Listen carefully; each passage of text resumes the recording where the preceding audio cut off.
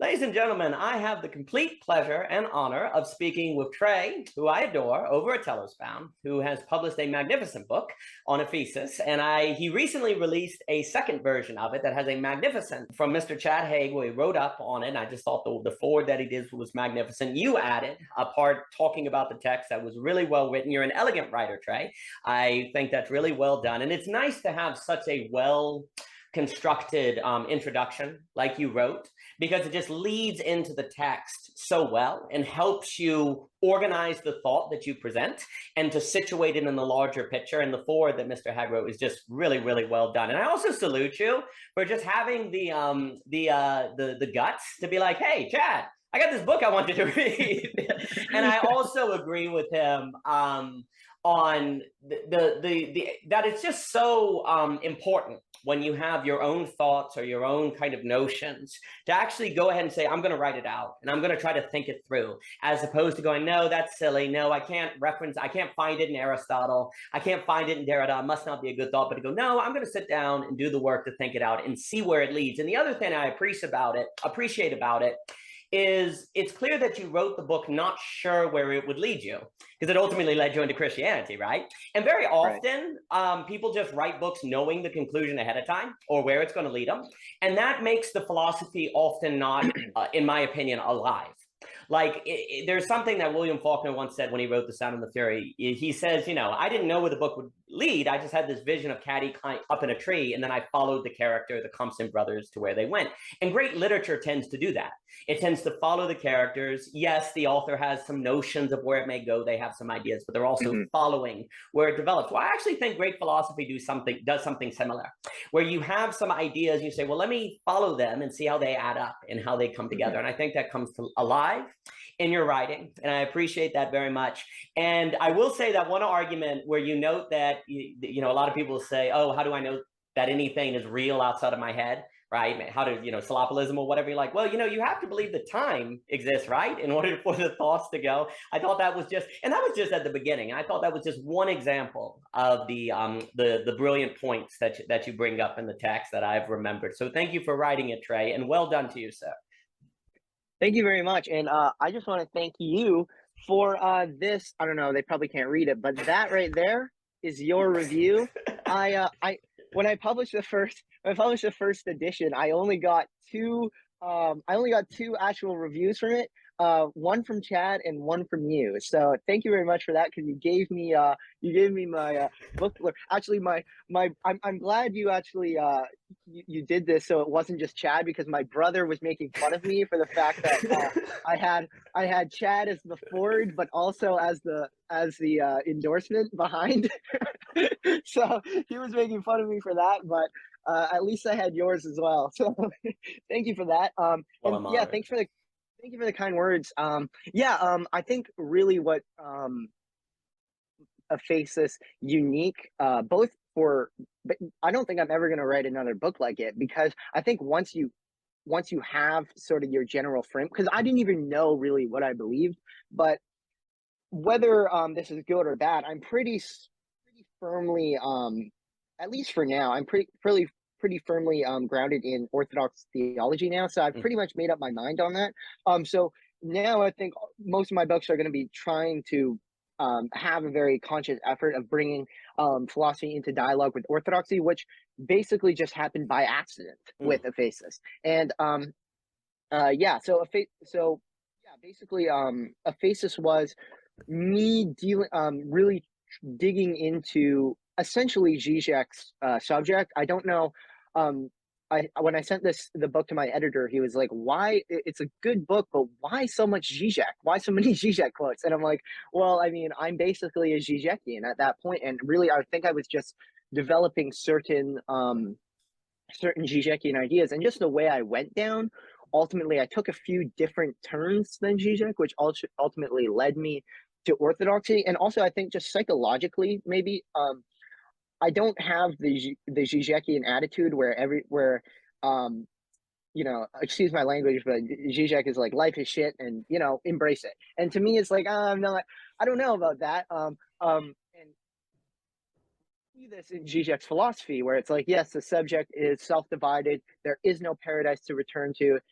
we're searching for something that isn't there, and that's it. But for me, it's like I wasn't satisfied with that, and what really what I saw in the subject is sort of a structure of fallenness that almost to me implies a paradise. It in like when you like I don't know, I think I may have said this in the preface, but like when you see a maybe in the book, when you see a broken hammer, you don't think, oh, it's just a broken hammer. You say, well, it was once a actual hammer that embodied its notion or its form. Right. And I think that the subject has, when you can clearly see that when it comes to the three impossibilities of subjectivity, which we're going to get into, you can see the structure of fallenness, of brokenness.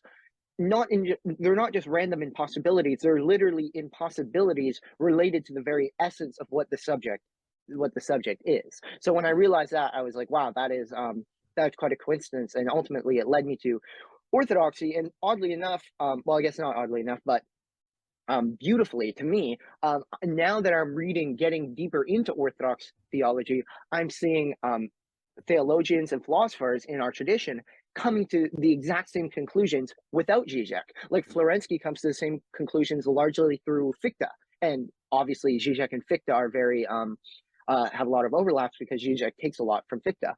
So yeah, that's yeah, I'll just end that there.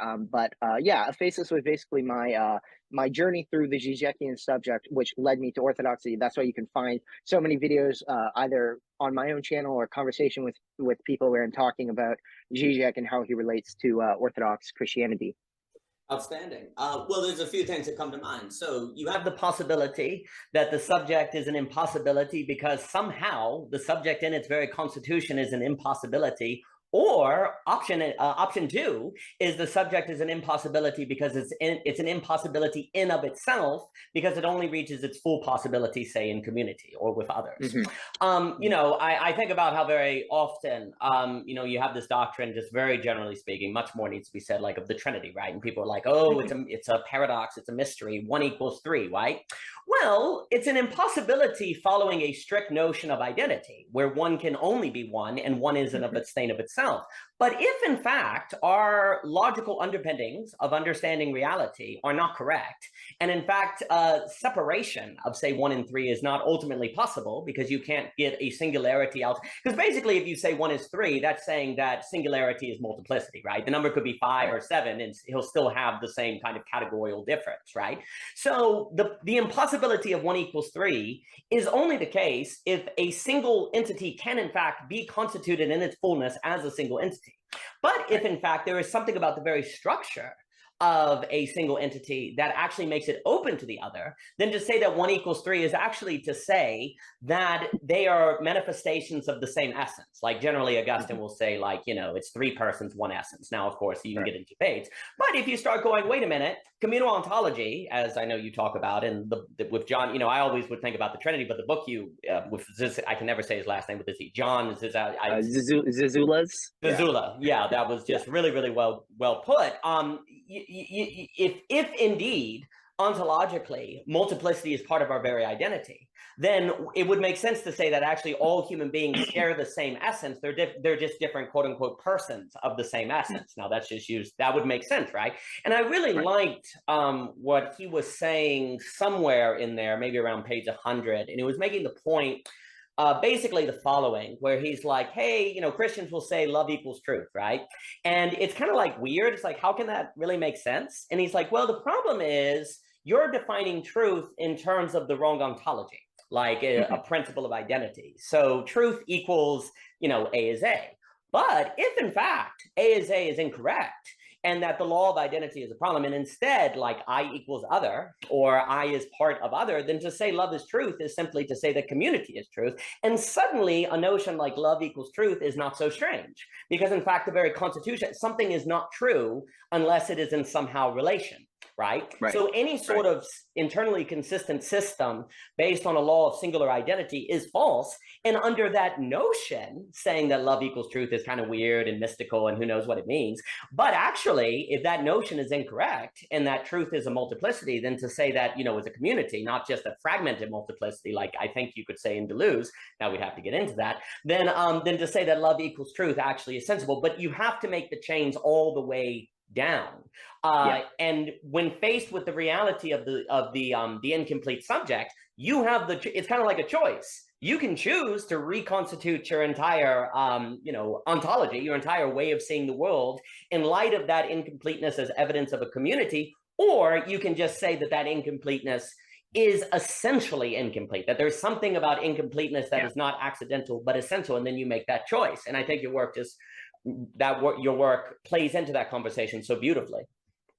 Right. And to your point with this idea that the communal ontology, or the idea that sort of not necessarily a contradiction of the law of identity, but a more fuller version of it. Like that's what Pavel Florensky says, one that accounts for otherness, and that fact that otherness is part of identity. I think the best way to counter any objections to from the perspective of the law of identity, I think a best counter is an offense, right? Where we actually look and analyze the law of identity itself, where you can actually show that the law of identity ultimately negates itself in a way. And I think that really, when you have the law of identity as the central truth of reality, you get to some sort of ontological egoism where everything is just enclosed into itself. But in this enclosure, you cannot have cannot have a diversity of relations. You just can't. Actually, you get pure indeterminacy, because in the absence of relation and distinction, that is determination, right? This is what Hegel says right at the beginning of the Logic. And this is, I don't know, I feel like, to me, this is so it makes a lot of sense, but obviously aliens that are like, well, you're not understanding when I say this. And then but basically, I think Hegel already sort of, his idea that pure being, pure indeterminacy is nothing, sort of already resolves the issue, right? Like if you're going to say that there is an identity which is just purely self-identical, so that there are no self-determinations, i.e. distinctions in the identity, if one cannot simultaneously be a plurality, and the plurality cannot be a one, well, then you're led to pure being, and pure being is nothing. So I think that right there sort of refutes the law of identity right away. And there are different ways, and I'm starting to see that when you have the law of identity, there are certain directions you can go, which inevitably, if you're consistent, will take you there. I think one way is sort of Zizek's way, where you ground the law, where you ground identity in, and I'm not saying that Zizek is just a basic law of identity guy, but he's sort of still self-relating, because he's not within the communal ontology. You have to ultimately, everything needs to go back to one singular identity, and that is the subject itself. And the subject is just completely empty. It's a complete void, essentially. And you also have, I talked with this guy named Erval, very, very smart Platonist YouTuber, and he was talking about how he basically takes the opposite position, where you have the subject, and instead of leading it, going back into the void where you have a singular identity, he just says, no, actually, ultimately, every consciousness is one. It's united in the singular, absolutely simple monad. So, and then every distinction that we have is ultimately illusory, right? That's the Platonic view of things. So it's like, ultimately, when you're working with the law of identity, you need to ground it within a one, right? A one that is without distinction. And then we can just say, well, now what does Hegel say about identity with no distinction? It's literally nothing. Now, in Zizek's case, he tries to say that the subject is that distinction, and it really is nothing but the distinction, the self-relating negativity, the withdrawal from the world. But to me, I just don't think that can account for for the reality we experience, our phenomenological experience. Like, I know he has his sort of way of explaining it, but to me, I don't see how the void can produce the empirical content of our phenomenological experience. In the same way, I don't see how nothing can produce something. Like, it's just to me an impassable problem with Zizek's view of the subject. So I don't know. Sure. Well, the function of nothing would have to somehow be apophatic, and not necessarily a theological term. Like, if nothing is able to produce something, then nothing is not nothing, right? That there's Right. it is a relative nothing. It is an appearance of nothing because we lack the conceptual abilities to comprehend what is in that nothing, right? So then the question becomes, okay, do you think that apophatic nothingness is God, or is it some element of the universe itself or being itself that we don't fully understand, that is impersonal, right? And if you say that, then you say, well, maybe, well, isn't that kind of like God? And you're like, yeah, but it's not a conscious God who can do miracles. And then it becomes kind of choice-based, right?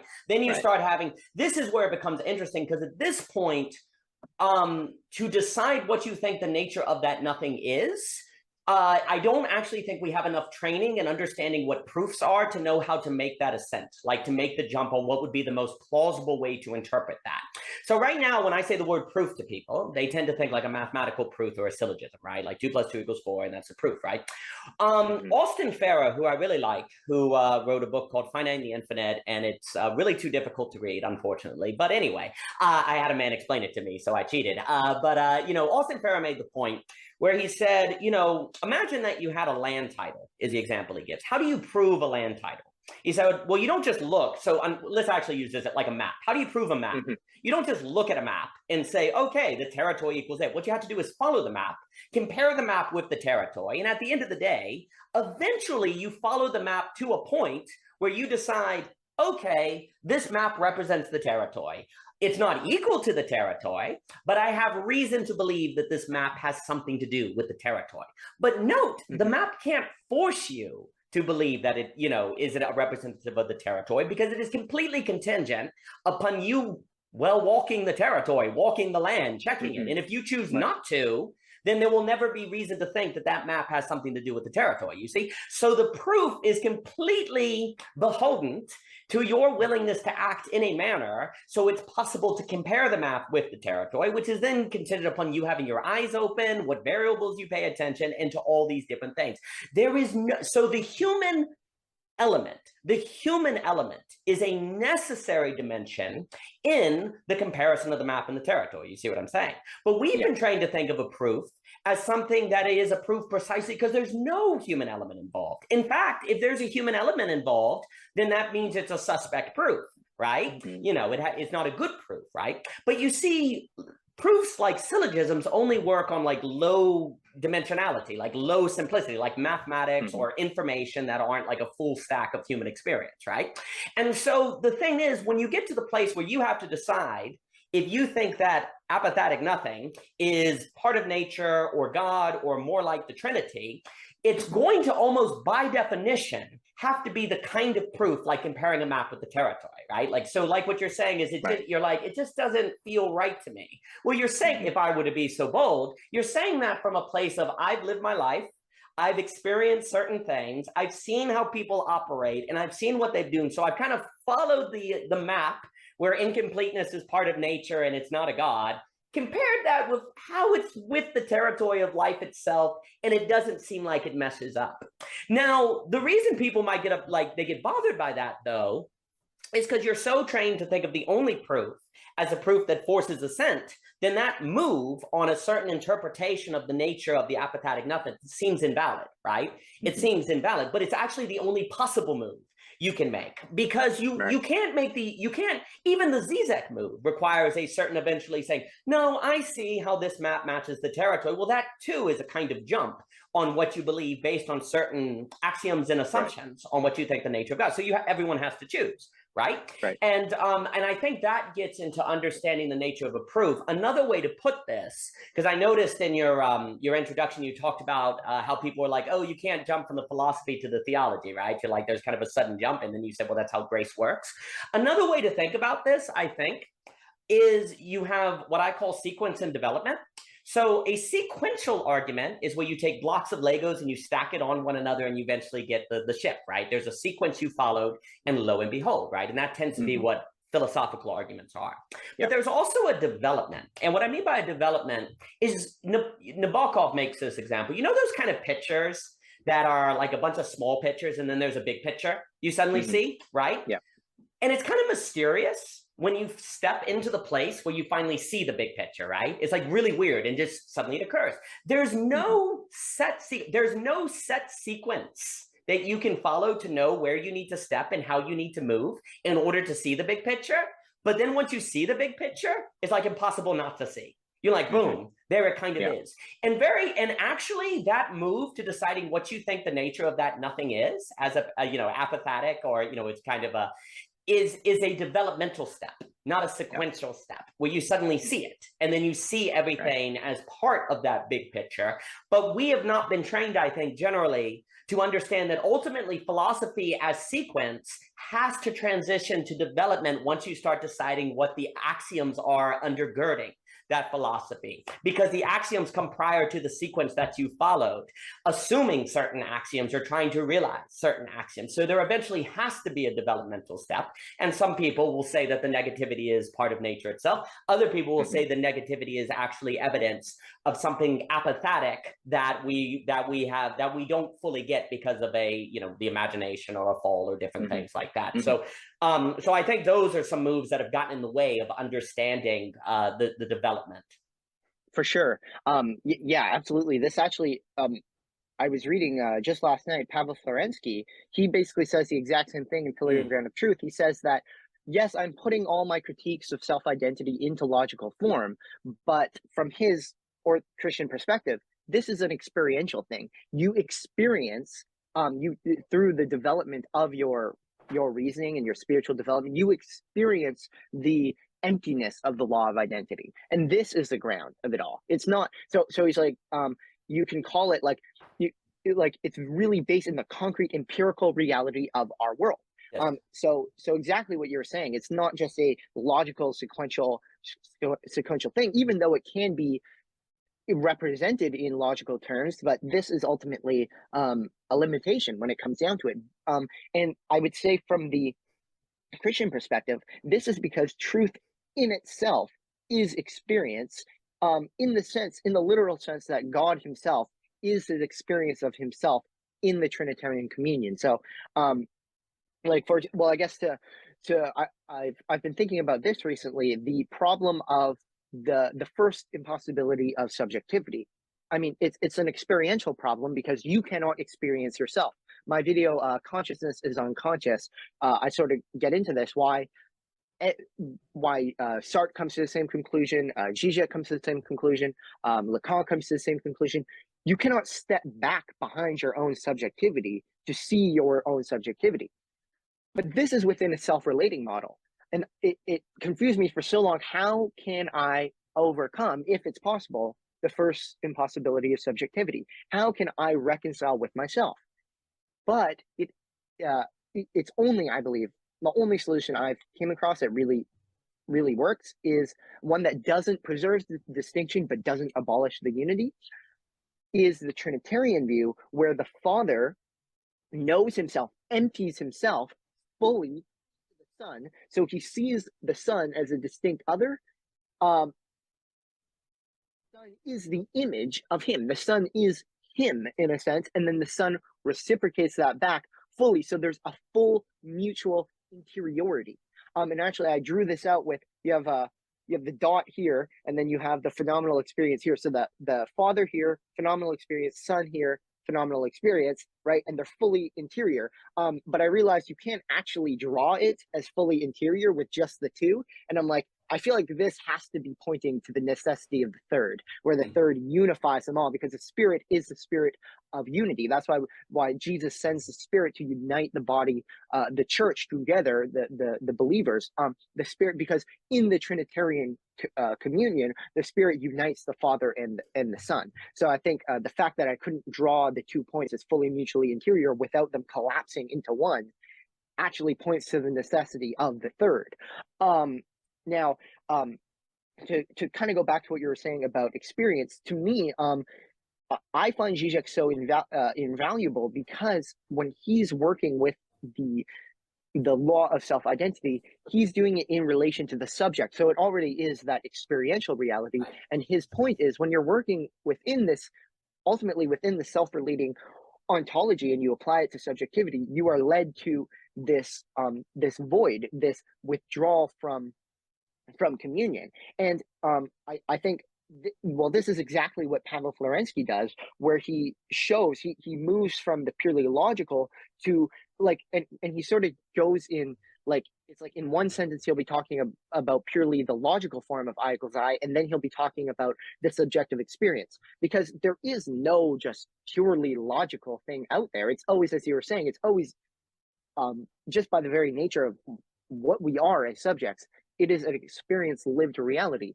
To live out the reality of self-identity, in my opinion, self-identity in that empty self-relating sense, ultimately is hell. Hell, and people sort of recoil from that term, but okay, what is, at least in our perspective, from a Christian perspective, what is heaven? What is the fullness of joy, life, and experience? It is full union with God, where you are fully interior to God, God is fully interior to you. What is hell by implication? Full alienation from God. And I think also what Zizek does so well is to show how this alienation, this separation, isn't just a sort of like an Oriental Buddhist notion of bliss. You know, I separate and then I just immerse myself in the void. No, like as Zizek emphasizes in Hegel in A Wired Brain, actually that separation, the void, is its own living reality, which persists nonetheless, even when, as he says, even when you are your thoughts, your concrete empirical personality is lost into the singularity, what will remain is the pure void of subjectivity. So one more thing I want to bring up is something I've been thinking about when it comes to this, the notion of the self-relating subject and how we relate that to evil and the fall and hell ultimately.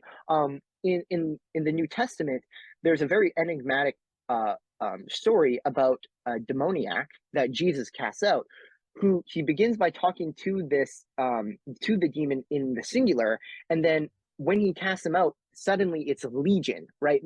So there's like a disintegration of the identity into a plurality. So when I was talking to the Platonist Erval, he says, well, this to me shows that Satan isn't a concrete empirical personality. It's more so just a sort of a principle of disintegration. And I was like, well, not necessarily, because within a communal ontology, you can have the ego and self-division, because it's through that affirmation of the ego that you get disintegration. True unity is only found in communion with the other. So when you have the prideful, ultimately the sin, that's what it says in the Bible, the sin of the devil was pride. That prideful affirmation of the ego results in legion, results in disintegration, and that is what you can't grasp in the logic of self-identity. It's just not, that's what you miss. But within a communal logic, the affirmation of the ego leads to legion. And that is why I find Lacan and Zizek so valuable, because the subject for them is self-divided. So I think you have the conceptual apparatus there to bring it into an orthodox understanding, where the self-relating doesn't lead to just this harmonious one-to-one entity. It actually leads to self-division, in the same way in the biblical story, you have the singular demon who is actually disintegrates into legion. It's because disintegration paradoxically occurs through prideful self-affirmation. Right. Well, if there's no such thing as if the law of identity doesn't apply, if it's totally imagined, then not even the demonic can be singularities, right? So they have to be a cacophony, whereas, say, the communal ontology has to be a harmony, right? So like a cacophony is where you have a bunch of instruments on stage. They're different, yeah, but they're not playing together. So there's no community. there's difference, but there's not community. So, you know, demons are community, you know, demons are a bunch of individuals that have no community, right? And it would make sense, because if they were like a single, if they were an isolated individual, well, then the law of identity would have validity in the instance of the demonic. Do you see what I'm saying? Right. So it would make sense that the demonic is a kind of cacophony.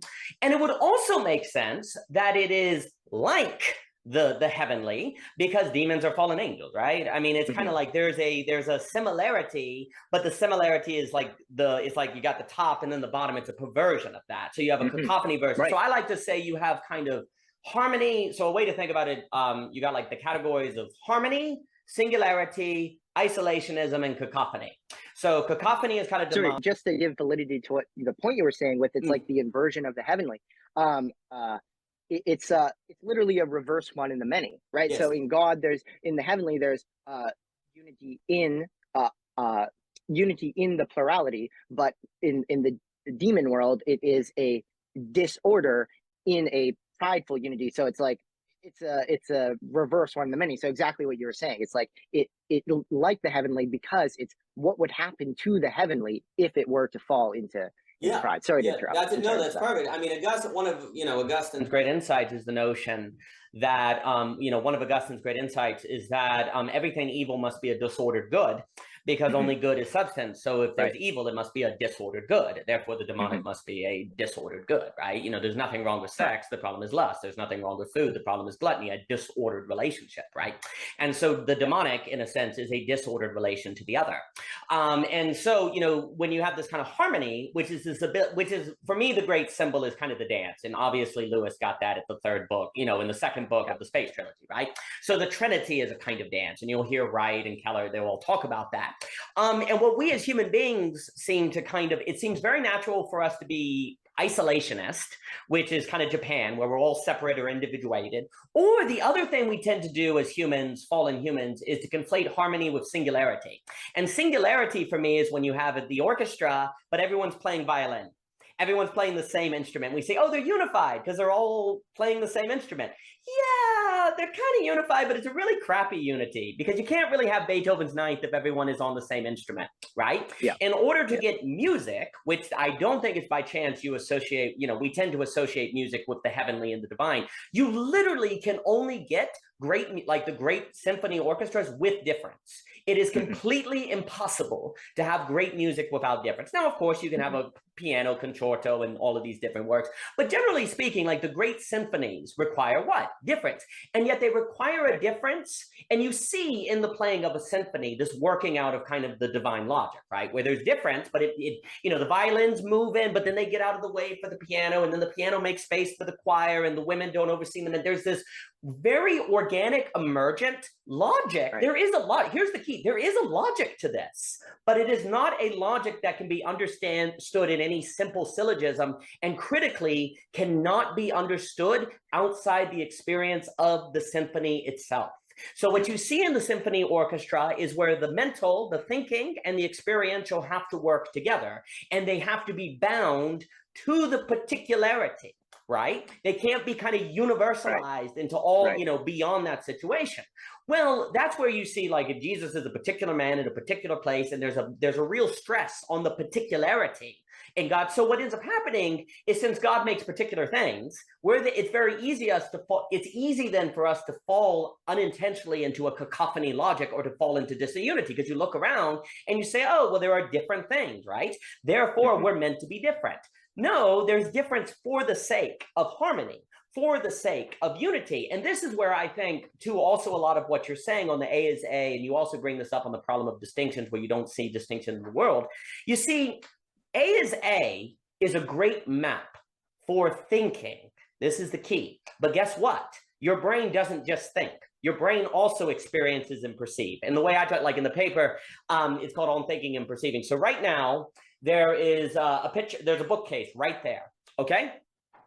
And I'm talking about it, therefore I'm thinking about it, thus making it seem like it's just a bookcase. But let me not think and just look at it. In the role experience of the bookcase, there's actually no division between the wall and the bookcase and the pictures and all the other things. Right. It has to, the division comes from the thinking.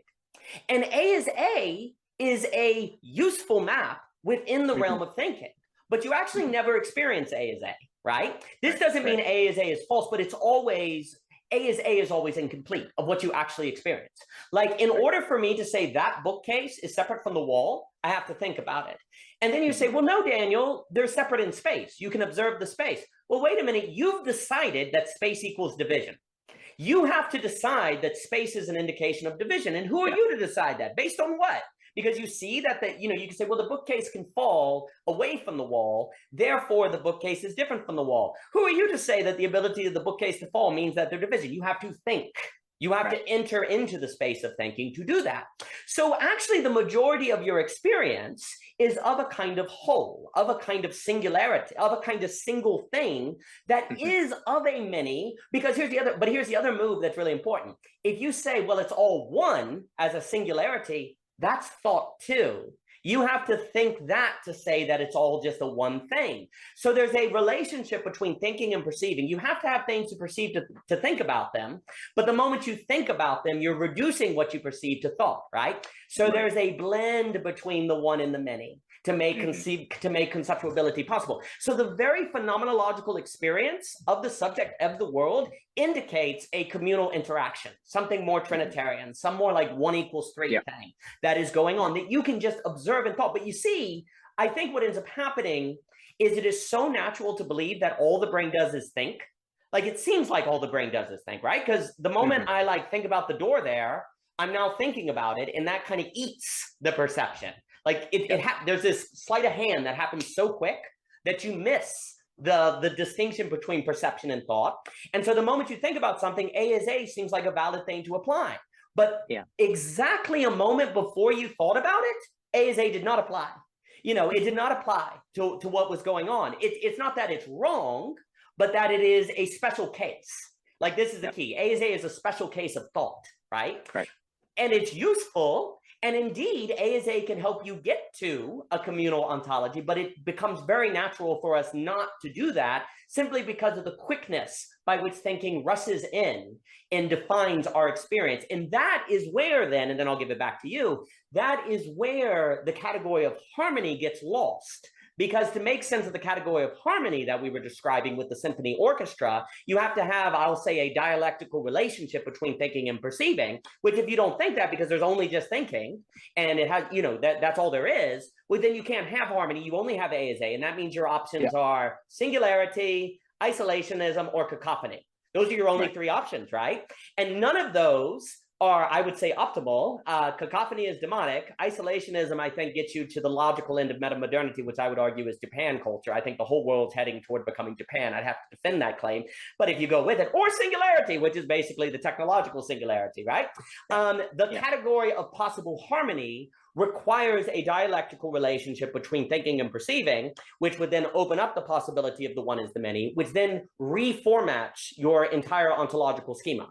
And that is kind of the move that has to occur that people like Florensky, who I did not know about, but I know about now thanks to you, but people, like David Hume, Alfred Korobowski, and The Science of Sanity, which I think is a marvelous book, Blondel, Fontaine, this entire, as I've mentioned to you before, this entire modern counter-enlightenment that was radically missed. They had a notion of this that was overlooked. And now we're all like, oh crap, we're ending up toward the Girardian apocalypse or the technical singularity and we can't escape it. Well, yeah, on the current road where there's only those 3 options, cacophony, isolationism, or singularity, there is no good way. But if you open up to the possibility of harmony, things can change. Right. Yeah. To what you were saying about the thinking versus perception, I think that thinking from a biblical perspective, what does Adam basically, what is basically the first thing he does? He names the animals. So like the function of the human, according to the biblical worldview, is to be that element of man is a microcosm. This is something, he is basically a microcosm of the whole universe because he is the unity of body and soul and spirit. So heaven and earth meet in man. That's why man is the head of creation.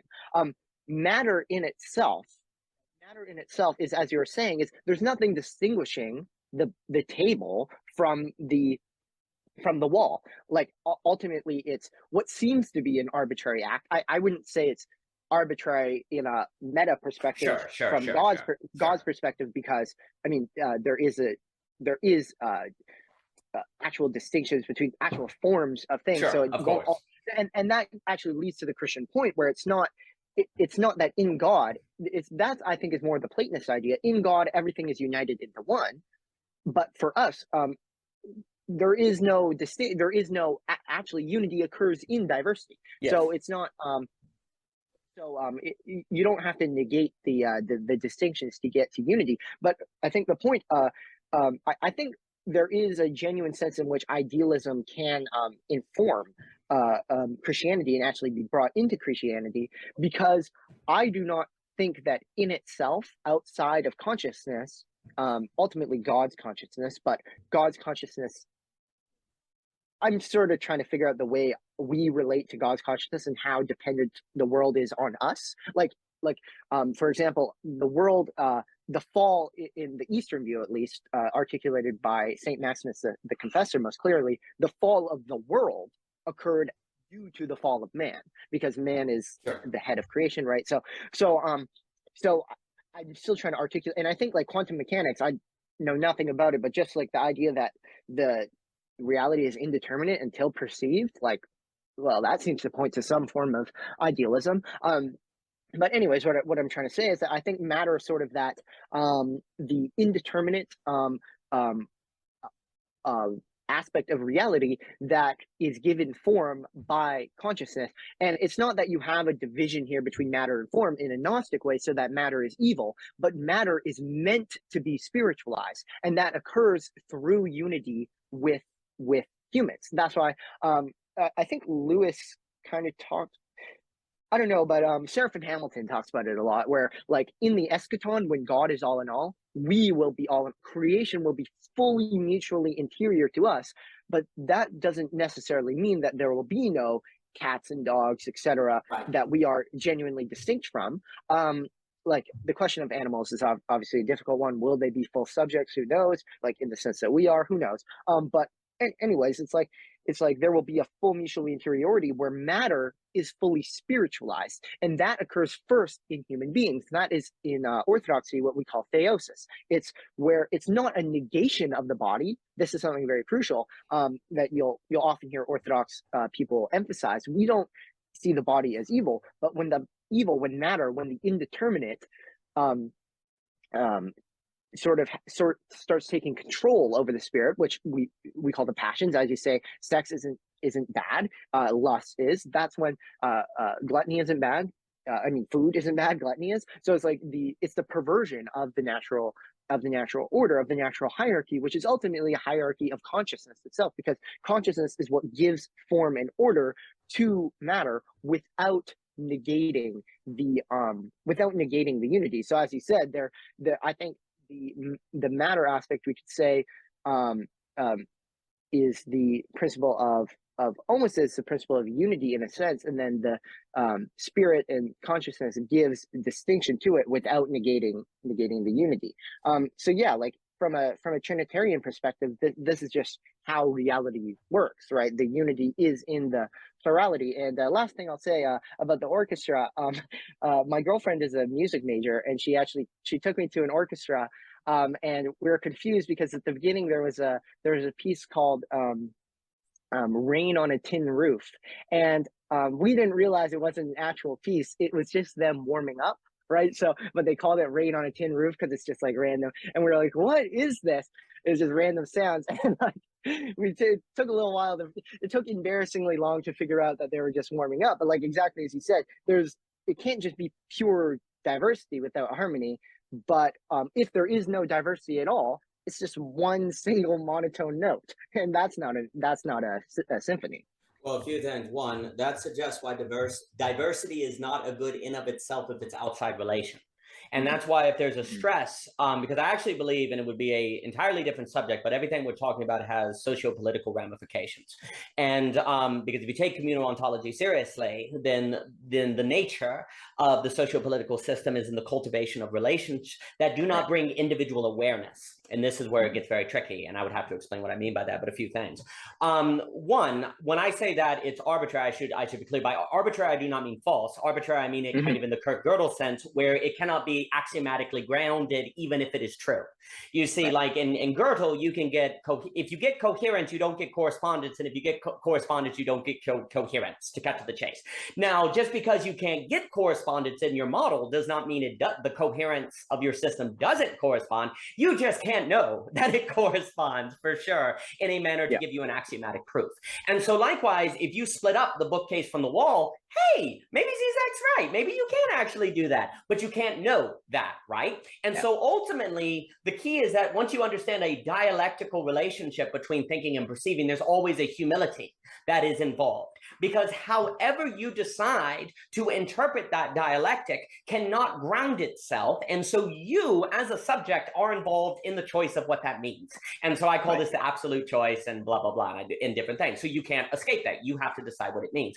And I think it's also important to realize that when we talk about the spiritualization of matter, there's a way in which what that means is the realization that matter is always relational. You know, it is not spiritualization within the context of a communal ontology is not the making it Platonic. It's the making it evident that it is relational. You could only, you know, we talk about self-evident, it's almost like relational evident in a way. What happens is all of reality, when it is spiritualized, becomes relational evident. You see that all things are as they are because of some nexus and node of relations that are in operation. And to the degree that they are aware of that relation is the more that the creation then occupies by a spiritual logic or relational logic or communal logic, right? And so, you know, one of the things that has hurt us theologically or thinking in theological is the word spirit has in fact been absorbed by Platonism. Like when we hear spirit, we think of making things Platonic.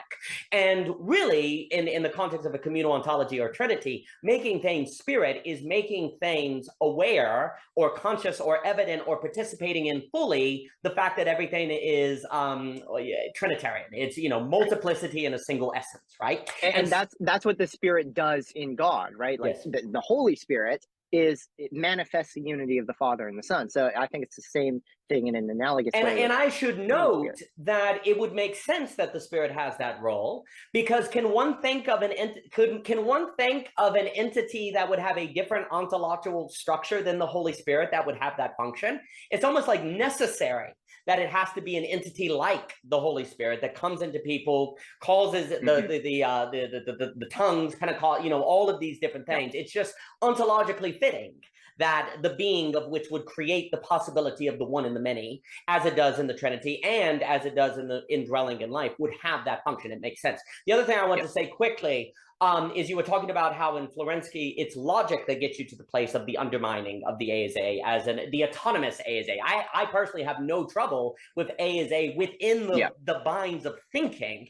It's the mistake of thinking that thinking equals being. That's kind of the mistake, and where you don't have a dialectic between thinking and perceiving and experience and emotions and basically a lot of other things.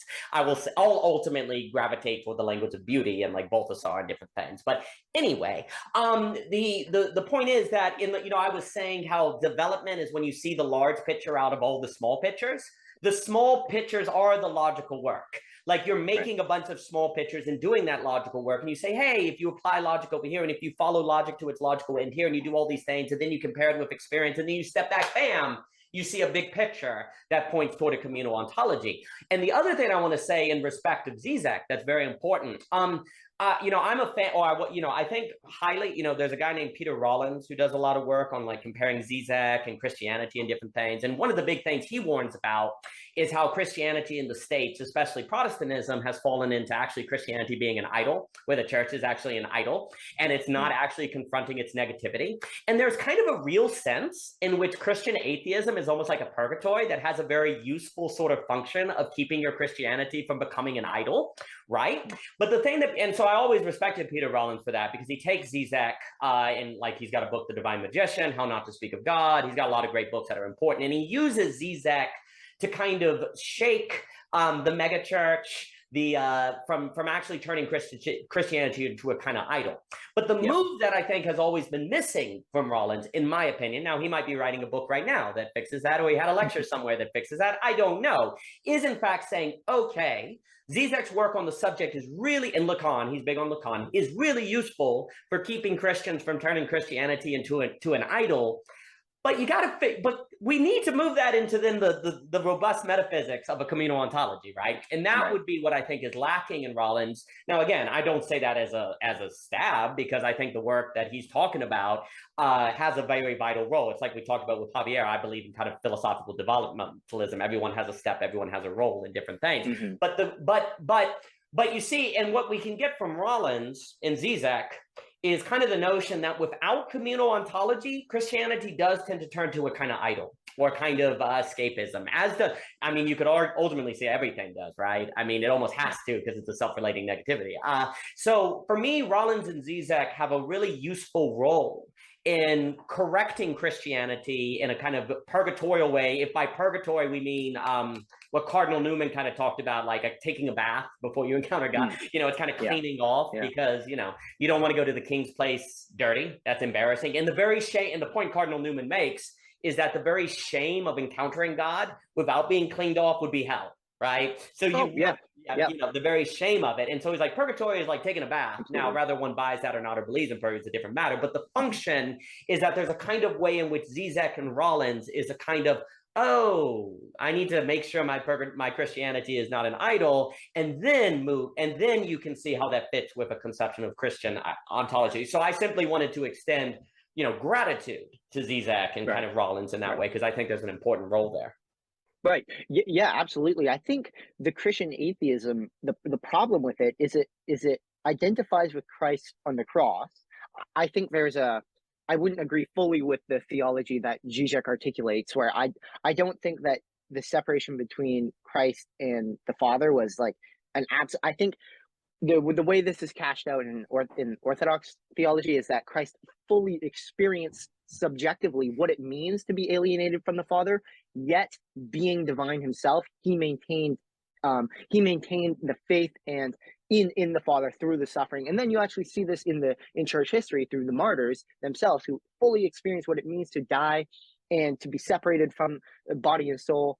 Nonetheless, they maintain the faith in God, and that is their crown in heaven. Mm. So the problem with Christian atheism that I see is that it emphasizes the death part, but not with the resurrection. And I think that this is to me ultimately to me, I'm becoming more and more convinced that if you take Zizek's philosophy of subjectivity, it consistently, it almost is the furthest extent of nihilism that you can go. And that's why, that's why I see the connection between it and hell, because what is more nihilistic than the philosophy of hell itself? And what I mean by this is that you want to understand the Zizekian subject, it's that the subject is always looking for something. So like, we're on the same page with Christianity. We're thrown into this fallen world and we're looking for something. What is that something, right? For Christians, we would say it is Christ. And once you find Christ, it's not just, Christ. So that's the idolatry thing. Like we found it and we're done. For us, like what Paul says what St. Paul says is we're being saved. So it's like, this is a process, right? A development of coming to know the truth, coming to know Christ. It's not just a one-time thing. So basically, I think that with the Zizekian subject is we're looking for something. What is it that we're looking for? This is where we disagree. This is where Christianity disagrees with Zizek, because Zizek just says the objet A. What is the objet A? The objet A is you yourself. So when like there are different forms of it, like there's in the more Lacanian sense, it's the object of desire. But for Zizek, it's like what you desire, what the subject in the context of subjectivity is itself. it is looking for that harmony, the one-to-oneness of you knowing yourself, you fully reconciling with yourself. But this is impossible because this is the Zizekian point. This is what makes it brilliant, in my opinion. It's not that you just can't access your true self. What you are is nothing but the search for nothing but, like as he says, it's that movement around the objet. It's the search and for yourself. Yourself ultimately aren't there. So actually, in Absolute Recoil, he says that if you were to become fully present to yourself, like fully self-transparent in the sort of common understanding of self-consciousness, he says he started going off a movie example where there's like this person like just sort of dissolves into mucus filth. He's like, this is what would happen because you would fully see yourself. Seeing yourself means seeing the void directly, and you would fall into the void. So what you are is nothing but that search. And the way I bring this into Christianity, and I think it just can be fully brought into the conception of the fall, is sin and evil has no substance, as you were saying. This is what St. Augustine says, and this is basically said by the Eastern Fathers and the Western Fathers. And ultimately, it does go back to Plato. Plato is the one who really came up with this. I would understand this in the context of the subject, is that there is no self-relating subject. There is no ego. There is only that, it is only the process of attempting to self-relate. It is only in the action of sinning itself that sin comes into being. So the enigmatic thing about the fall is that Adam and Eve fell, and then they had this consciousness of themselves, this shame of themselves as naked. But I think this is the primordial moment of ideology where you blame your guilt and your shame on the other, on your nakedness, and then Adam blames Eve blames the serpent, when actually the substance, the essence of their shame is nothing but that very consciousness. So if they didn't have that consciousness, there wouldn't be a fall, because the fall creates what it falls into. There is, in Eden, there is no fallen reality. So fallen reality is created through the very, so that's how I relate it to Zizek's understanding, where the subject, that as he understands it, the self-relating subject, is nothing but that process of looking for itself, that circling around the objet. I think in the same way, with Christianity, the fall is nothing but the very movement of the fall. Sin is nothing but that very movement. And this is where the imagination comes in. The fall introduces the ego as this imaginary reality, the imaginary reality of a self-autonomous existence, which doesn't actually exist. So that when you enter in, as you were saying, when you enter the spiritual realm, it's almost like you see the relational reality. So part of purification is exiting your imaginary reality and seeing what was always already objectively there. It had just been clouded over by your subjective imagination, by your fall into the imaginary ego. I think that's excellent. A few things. One, if indeed eternity, if you grant me this, has something about a transformation and experience of time, a transformation and experience of I and other in different things. I always think it's very interesting. John Vervaeke and a lot of them will talk about Guy Senstock, who I adore, will talk about dialogos, and how in dialogos it's like these conversations where you see them online, where suddenly you think things you've never thought before. Time seems to spend up, 4 hours have gone by and you don't know what's going on, and it's very interesting because the very fact that occurs, to me, I was mentioning to Mr. Senstock, is evidence that deepest reality is somehow that.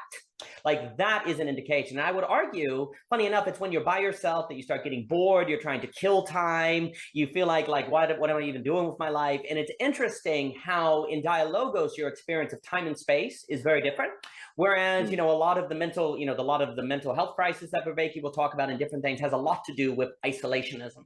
And even if you're like going to work or just not feeling like it's significant, what does it do? Make you reflect back on you. Why am I doing this job? What am I doing with my life? But here's the problem. The moment you reflect back on you and ask you those questions, you're kind of doomed, because it's a self-relating negativity. Like anytime, and I was mentioning this with Mr. Robson on the question of masculinity or different things. The problem is often masculinity is defined in a manner that makes you reflect back on, am I a man? What is it to be a man? Well, now, unfortunately, you've pulled the question into self-relating negativity, and that's where you create all the pathology. But if instead masculinity or femininity or gender is instead outward, and sort of like, it's almost in a way, it's giving and it's not brought into identification of self to self, well, then it can enter into the communal construct. And then you can see how man, woman, Adam and Eve, others, I and other, neighbor, and different things relate in a manner that is not power over one another in different things. And so the very fact that these dialogos conversations have this transformation in time in of itself suggests the nature of what the Trinity is like, because we were like, oh my gosh, like, because, you know, people often will be like, how can you be in heaven forever? That sounds like hell, right? Like if you were in hell forever. Well, you see, the problem is you're conflating eternity with timelessness, or an infinite extension of time, right? Hell is timeless, you know, whereas heaven is eternal. And what that means is in eternity, you kind of forget time. Just like in the conversation, you forget time. You don't really experience a passing of time because you're in the fullness of time. And I think all of this, you know, when we're talking about communal ontology, so before I forget, one of the reasons why I have such a massive respect for Zizek is precisely a few things. One, you know, following Peter Rollins and different things, I think it is the best depiction of the fall, or what it means to be fallen out there. And Zizek arrived at this in his own genuine pursuit of trying to identify how the world actually is. And it has cost him in the academia. It has cost him in the left. He has paid a price for it, but he's been like, but this is the only thing I think matches up with how life is actually at. And of course, if indeed an individual who is genuinely at great cost of their own career, yes, I know he's a celebrity, but he didn't know he was going to be a celebrity when he was making these moves, you know, at great cost of his own career, followed logic to a place of talking about the self-relating negativity. One is very respectful, and two, the fact that an individual will do that and it matches up with a Christian conception in of itself would be a proof of the fact that Christianity probably has something to do with how the world actually is. In the same way that if you make a map and you just do your best to do it, and then you walk the territory or vice versa, and they match up, then you would say, oh, there might be reason to think that there is something to do with one another, because someone who's just following logic to where logic leads and phenomenological experience ends up in a false conception. It's just kind of like what you say with your story. And then boom, a developmental, oh, that matches with the Christian conception of the fall. So I think that's just a very noble underpinning. So I just want to take a very quick moment to note that. But then to finish the point, and what I was saying is, I think all of communal ontology, because now there's this question of the phenomenology. What is the subjective experience? What is the experience of the subject believing in communal ontology? Or what does that mean? What does it mean to, you know, not think about yourself and to be kind of caught up in the other, or to try to live according to a different conception of you know, being other than like identity, right? Like, what does that mean? For me, I've always really liked, one of my favorite books, and I did bring this up with Robinson, is a book by a man named Timothy Keller called The Freedom of Self-Forgetfulness. And what he talks about in that is, you know, you have the category of selfishness, which is egotistical and very problematic. But he also notes how selflessness can actually be problematic, because you're always making a point to say how you're lesser than, and I'm not as good as you, and oh, I'm a nobody. And he said, well, you're actually still relating to the self, right? You're still kind of pushing forth. And actually that arguably is the mistake of some. So you have conservatism in America, which can be very more individualistic, and that can fall into the self-relating negativity. But then you have progressivism that can be very kind of communal. But unfortunately, if the community is still defined in a manner that isn't being lost in the other, then it actually still ends up in a self-relating negativity. And what Timothy Keller talks about is self-forgetfulness as kind of the third option, which is the notion of, he says, and he references Lewis, he says, you know, your thumb, you don't really think about your thumb. You just kind of use it, right? Yeah. And in fact, if you spend all your time thinking about your thumb or talking about how your thumb didn't work, it would be kind of pathological and neurotic, right? Yeah. So there's a way in which you just use it. You just forget about it, right? You don't reflect on it, and you just use it. And you see, for me, the notion of self-forgetfulness is basically the only way to escape those three impossibilities of subjectivity. Because the moment you reflect on them, you're pulled in. And what's so interesting is when Adam and Eve are naked, and I think it's so important in that story, where Eve is not named Eve till after the fall. Right? You know, they're the same name, two persons, one essence, you know, and obviously God's in the garden as well. So there's a Trinitarian structure. And it's kind of a sense in which they kind of forget, you know, they kind of forget their nakedness. They're naked, but they kind of forget about it. They don't remember it. They're not thinking about it. And it's still not on the fall that then it's awareness. and they remember themselves and they move into that awareness. And the problem is, generally in the West, our concepts of selfish and selfless, we're stuck between those as if those are alternatives, but you're actually still stuck in a dichotomy that makes you end up in self-relating negativity unless you move into self-forgetfulness. And what happens is, in self-forgetfulness, you're just looking to the other. You're just out to the other. And there's a very real sense in which the Father forgets himself in the Son, and the Son forgets himself in the Holy Spirit, and vice versa, and it all goes around. And by forgetting, that sounds negative, but it's a forgetting from kind of excess, a kind of pouring into experience. It's not a loss of forgetting, but it's like when you, another way to put it, I associate, and then I'll give it back to you. I associate it when you encounter a great work of, like, say, a beautiful work of music or a beautiful sunset, you just, it's the flow state, right? They talk about that, right? You just forget yourself. You're just in it. This isn't a negative thing. This is where experience takes over the break. You know, we were talking about experience is full. It's like the fullness of experience eclipses the self. And it's not that the self is deconstructed. And that's the mistake, I think, of postmodernity, is they're trying to deal with the problem of the self by deconstructing it, when really what we need to do is forget it in the excess of experience. Forgetting is practically like deconstruction. So there's something about deconstruction that is correct. The problem is that it doesn't have the communal ontology, or the category of forgetfulness, to have the practical consequences of forgetting the individual, but not deconstructing the individual. Because here's the thing, if you deconstruct the individual, that's like just deconstructing a person of the Trinity. You have to have the persons, but you also can't have the persons at the expense of the essence. But if you just had the essence and not the three persons, well, that wouldn't be anything either. So you have to have a doctrine of kind of a forgetfulness of the self that becomes a kind of phenomenological way of carrying one in the world. And so that's the way I thought, but let me give it back to you.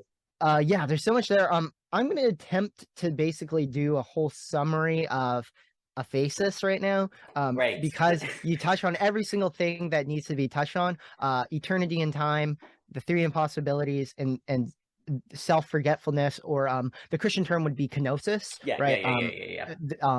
And how that overcomes the three impossibilities. So I guess first of all, I should begin by actually laying out the three impossibilities, because I don't think we did so. We only mentioned the first one.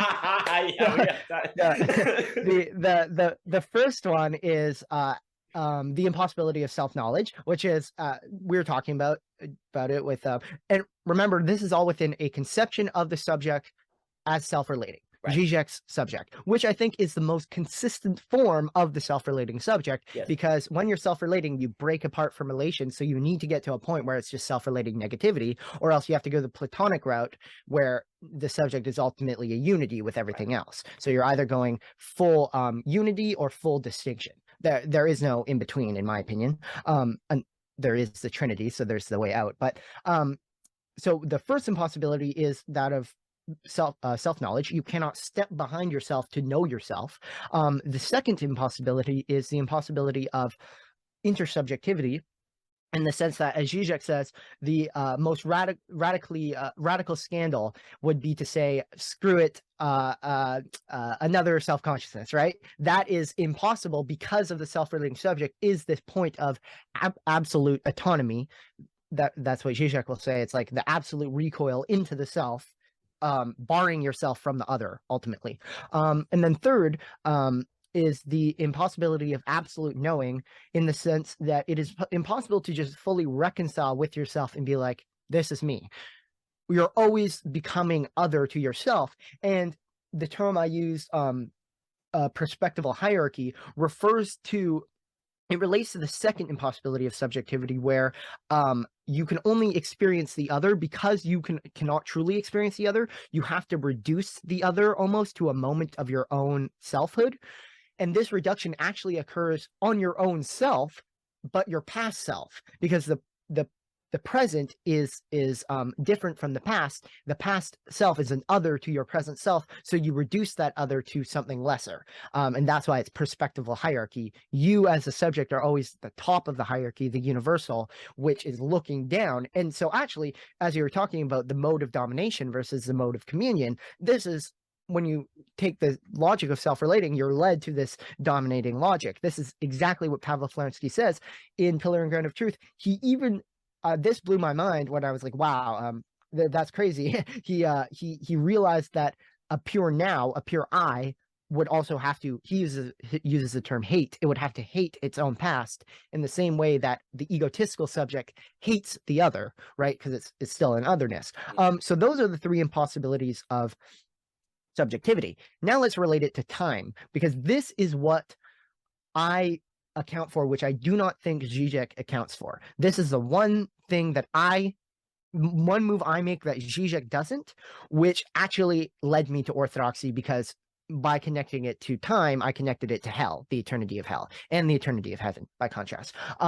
So when I was reading St. Augustine's Confessions, he has a part where he talks about time, and he very famously basically doesn't come to a definition of time. It's very difficult for him. And to me, it's just because he was trying to think of it in terms of self-relating. So you have these self-relating points of time, so that the past it doesn't exist. The present has no length. It can be infinitesimally divided, smaller points. And then the future is not yet. So he's like, what is time? Literally, I'm confronting nothingness at every single point.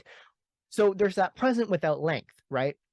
In order for that present without length to have any meaning at all, in order for there to be something in it, there has to be something without content, right? What is the only being that we've know so far that is without content?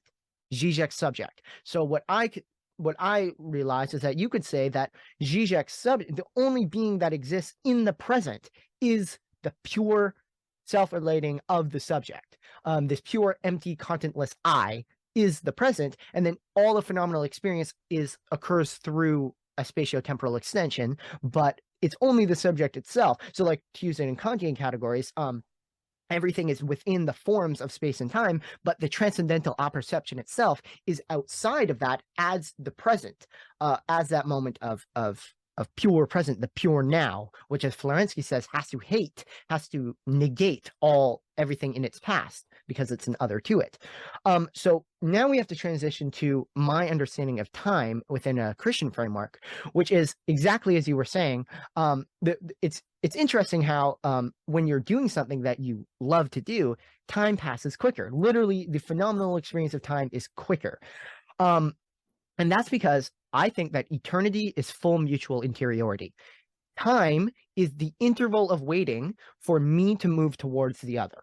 And insofar as there is a distance, there is time. But if my movement towards the other is immediate, right? Which isn't to say they collapse into each other. It actually is a fullness of life where there is no distance in that, like in Father, Son, and Holy Spirit, they love each other, but that love is instantaneous, instantly, by nature.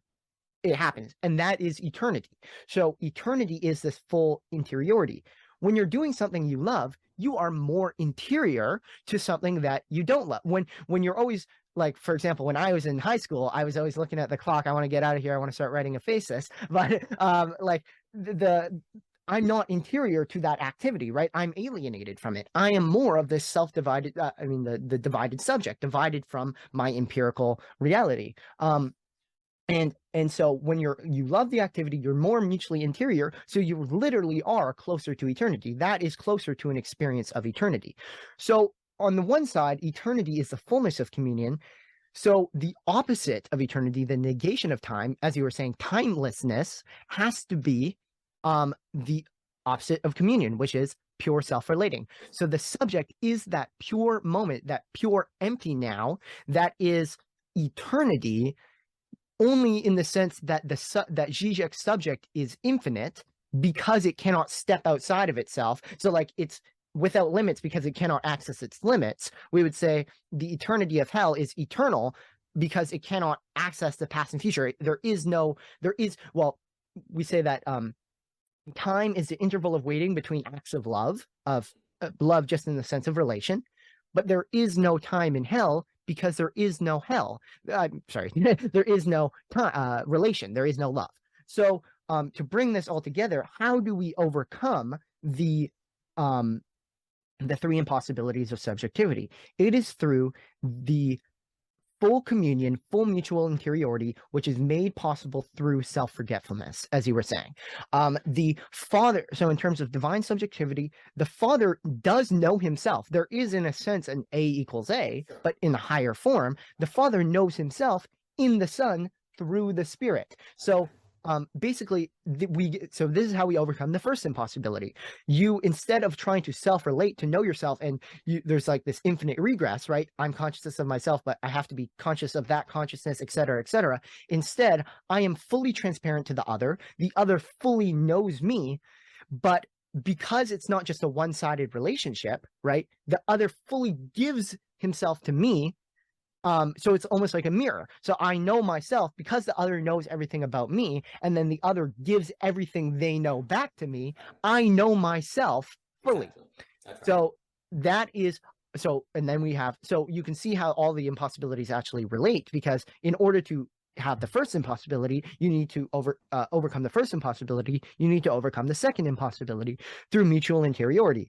To me, I just don't think this is possible without something like the Holy Spirit. And by the Holy Spirit, I mean like actual divinity, something outside of our subjectivities, which can unite us into through communion. Because without something like the Spirit, we are just these self-divided entities. We need something. We need something that the way Seraphim Hamilton explains the Trinity in the Holy Spirit in the Trinity is the Spirit is like the theater of the divine of the divine love. So the Father and the Son love each other in the Spirit. Father Demetrius Staniloy, he's actually that guy.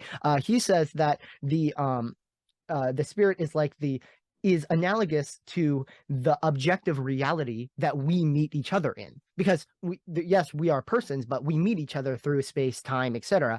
The Spirit is like that unifying element which unites us together, almost like the ether, whatever you want to call it. Like the Spirit is that principle of unity. So that's how you overcome the second impossibility, through the Spirit, and that requires a full giving of yourself. And I think that in Christianity, this is what you have. You're giving yourself fully to God. You give your whole personhood up to God, and that is why martyrdom is like, that was the surest way to heaven, if you want to put it that way. It's like you are fully giving like even St. Augustine, who is well known for being such a rigorous sacramentalist, where he's like, even infants, if they're not baptized, they're not going to heaven. But he did make an exception for martyrs. He said, like, if you're a catechumen, you haven't been baptized, but you die for Christ, you've been forgiven, you're going to heaven. So there's a sense, like, and because baptism is that giving of yourself, you die in Christ fully. You give yourself to Christ, you die in him, and then you're resurrected in him. And then the third impossibility, which is simply the impossibility of absolute knowing, ceasing the negative activity of the subject. Well, I think that there is a sense in which I don't want to say that you just like, as you're saying, eternity isn't just this empty like stagnation. So I don't want to say that your development ends, but instead of your identity being fueled by the negativity, where you're essentially digging yourself deeper and deeper into the hole, the imaginary realm of the fall, instead you enter into the infinity of God. So you actually become fully actualized and this is, I think, the paradox, which is actually structurally homologous to the paradox of the Trinity itself, where you reach your end, your telos, but your very end is endless creativity. Right? Endless creativity in God. So your actual end is further. So I would say that there is a sense in which you don't even need to overcome the third impossibility. You just need to sort of reverse it to the point where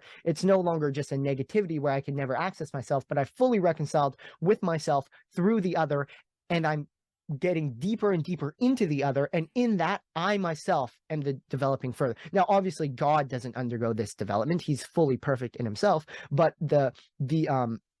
I would say the strength of an Orthodox theology of apophaticism doesn't mean that we don't know God. No, we know God fully, not fully in its essence, but we know God, right? But there's always more to know. So we can always go deeper and deeper and deeper into the life of God. And I think that is how you overcome the third impossibility. So ultimately, you can see that the three impossibilities, I think, are necessary results of any conception of the subject as self-relating. And the way you overcome these is, well, first you have to make the connection between subjectivity and time, and then you can see how it relates to heaven and hell.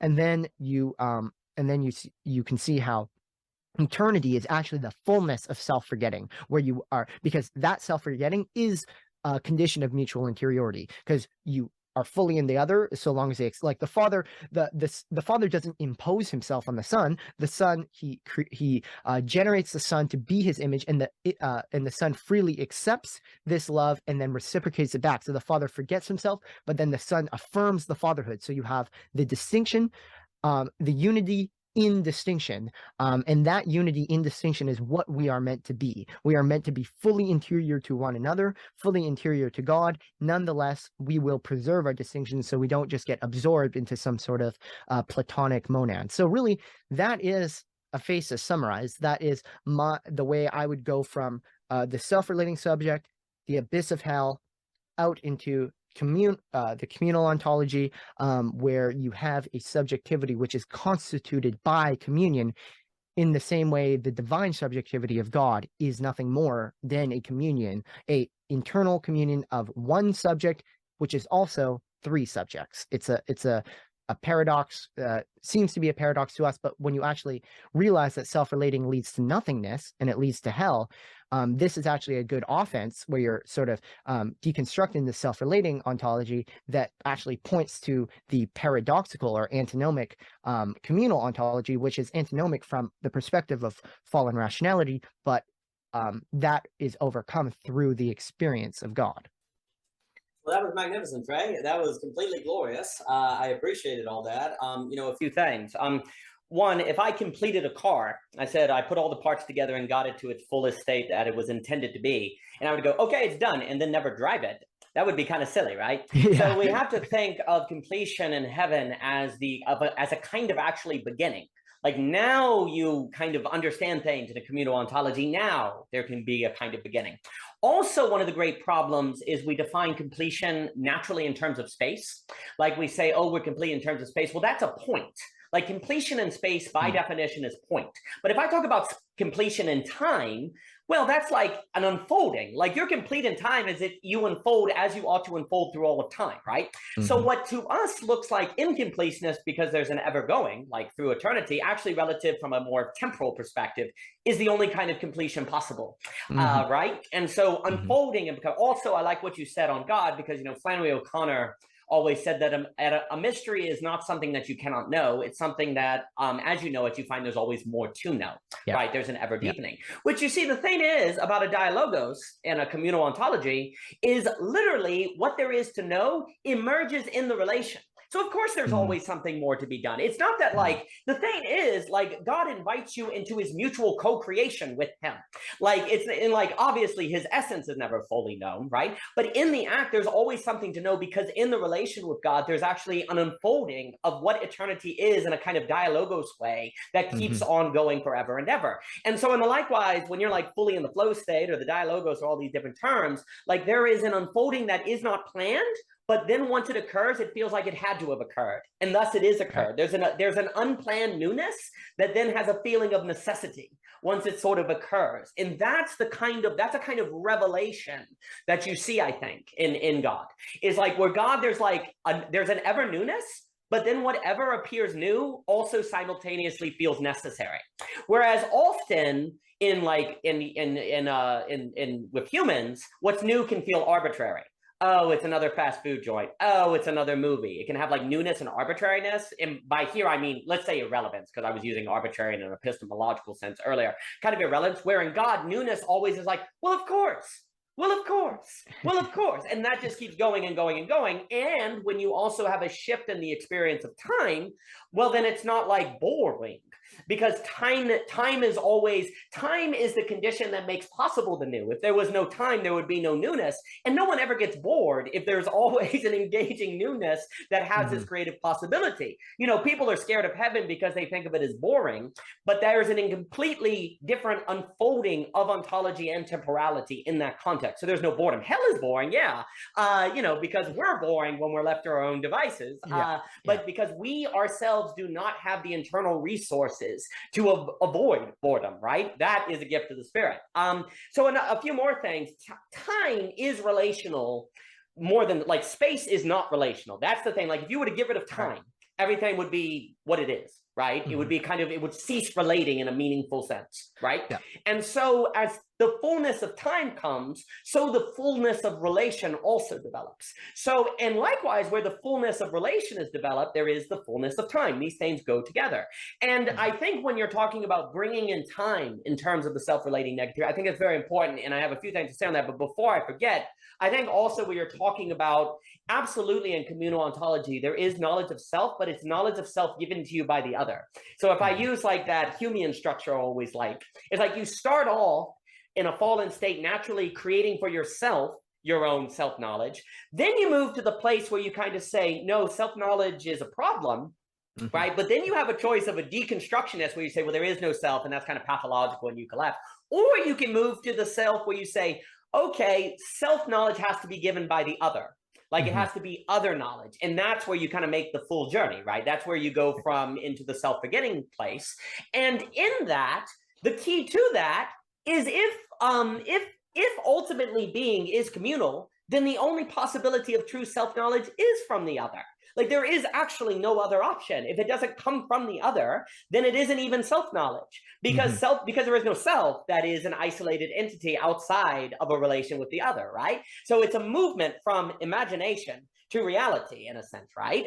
Also, with that, as a little note, I think it's really important to realize that imagination and thinking are really closely related. Like very often we'll say the brain thinks and then imagines. Actually, it's almost more so that the brain primarily imagines and then thinks, and that's kind of the problem. Like thinking is a low resolution of imagination. And that's why, like, one of the ways we've kind of gotten in trouble is because we think of logic as over here and imagination is over there. Like imagination is creation and fantasy, where logic is realization and just taking in the world as it actually is. No. Thinking and imagination are never separable, right? And we know that because of why? Because I can make mistakes. Like when I like misinterpret an event and I make an error, was I thinking or was I imagining? Right? Well, clearly I was imagining, right? Because that's how you made an error. That's how you misinterpreted the historic event or the what you thought was going on, or the rattling of a bush that you thought was a snake was actually a dog or something, right? Error, mistake unveils that thinking and imagination are strongly tied to, that rationality and imagination are strongly tied together, right?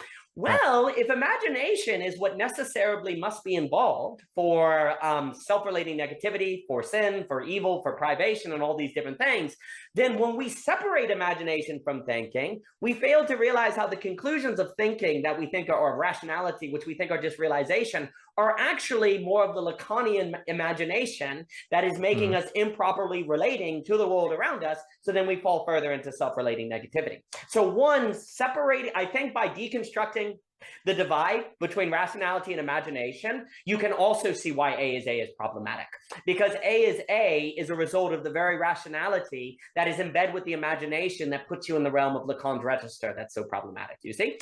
The last thing I'll say that I think is to your point, I'm always quite curious how it's almost like there's nothing worse in people's mind, generally speaking, like dementia, right? Why is dementia so horrifying?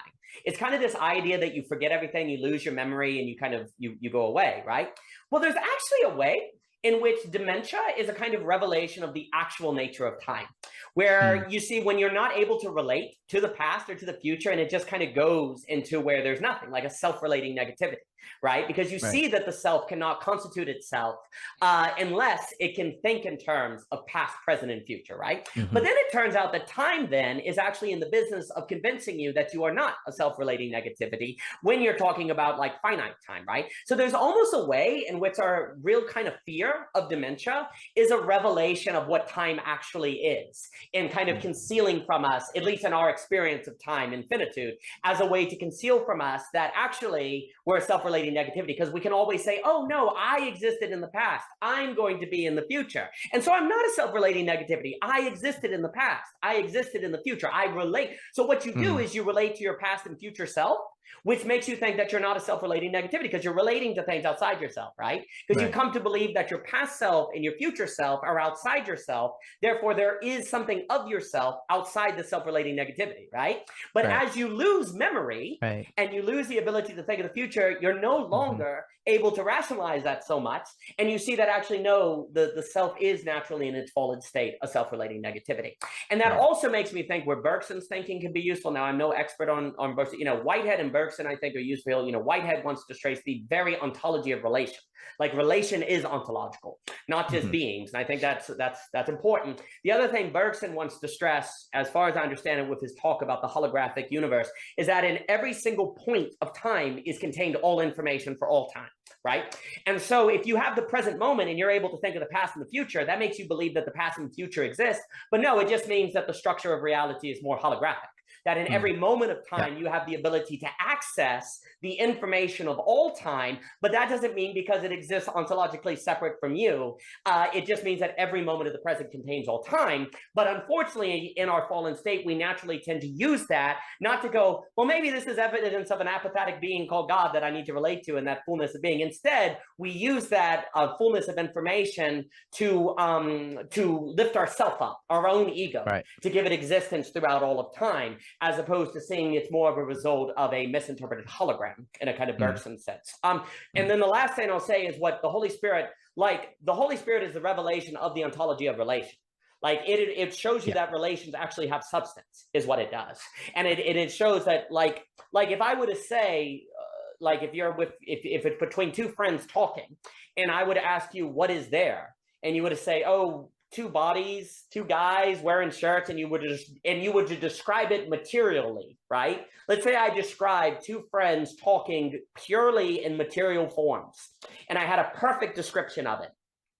I would be missing the most important part. You know, the most important part would not be contained in the material description. The most important part of it would in fact be the spirit of it. But what the heck is the spirit? Well, the spirit is the high order causal relationship. So I like to talk about low order causality and high order causality. Low order causality is when you have a billiard ball go across the table, hit another billiard ball, and it moves. That's just basic cause and effect. High order causality is where you take a billiard ball, rolls across the table, hits another billiard ball, and you remember that time you played pool with your sister and you realize you haven't called her in a while, so you called her. In the second example, there very much is a cause and effect, a logical cause and effect, but it is not reducible to materiality. You cannot observe the call, you know, you going, oh, I need to call my sister, but it absolutely happened. And very often the logic of relation is high order, which makes it seem like it is not there in substantive, but it is in fact very, very tangible. The logic of relations is very, very tangible. And what the spirit is the movement of the logic of relations, which is a high order causality, and arguably the most important thing in the world. You know, the low order causality, we human beings don't live for low order causalities, we live for high order causalities. And so that is often the business of the spirit, is the horizon of the possibility of those high order causalities. And so it plays an utterly necessary role. And without high order causality, as I so described it, and then I'll give it back to you, basically the impossibilities of the subject cannot be overcome, because you have to, because if you don't have that category, the impossibilities of the subject can only be overcome by what? Low order causality. Well, that's not it. You know, you're not going to find in low order causality the ways to deal with the problem of subjectivity. Right. Yeah, absolutely. Just to begin with what you were saying about dementia as sort of the revelation of self-relating negativity, I think that's exactly right.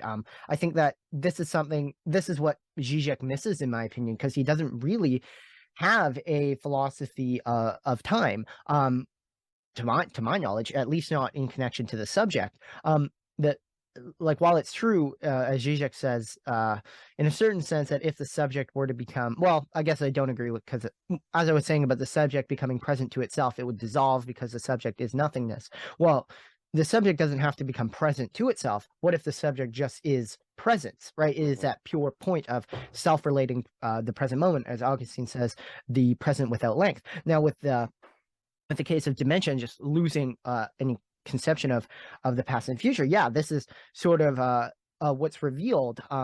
What remains is, and is the self-relating subject. And just like a strictly homologous example is Zizek's Hegel in a Wired Brain, where instead of losing you lose your empirical contents, right? And as I was saying, empirical contents is identical to what exists through time, while the subject as self-relating is that point of pure presence.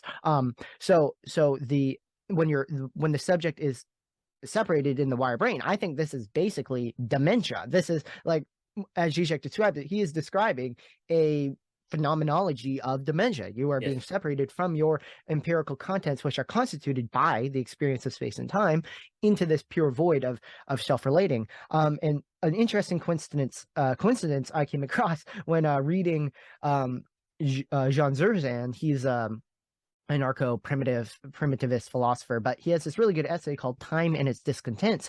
And he talks about how time, for him, the origin of time consciousness is the origin of the symbolic world. The abstraction between past, present, and future is the origin of abstraction as such, and culture is predicated upon the abstraction into distinctions. When you have that distinction between past, present, and future, you negate what he calls the aboriginal timelessness of pure presence, right? He says there are certain moments in modernity or in our modern experience where you can sort of almost tap into this timeless experience in a sort of forgetfulness, of a forgetfulness of past and future. And one of these moments that he locates as a moment where you confront the pure present is an orgasm. And then I was reading Zizek, and he says I think it's in Less Than Nothing, where he talks about how in the orgasm, what if in the orgasm you confront the void? He says that, and I think in Aphesis in chapter 2, I quote both of them, and I'm like, okay, so for Zizek, during the orgasm, you confront the void, and then for Zerzan, you confront the pure present.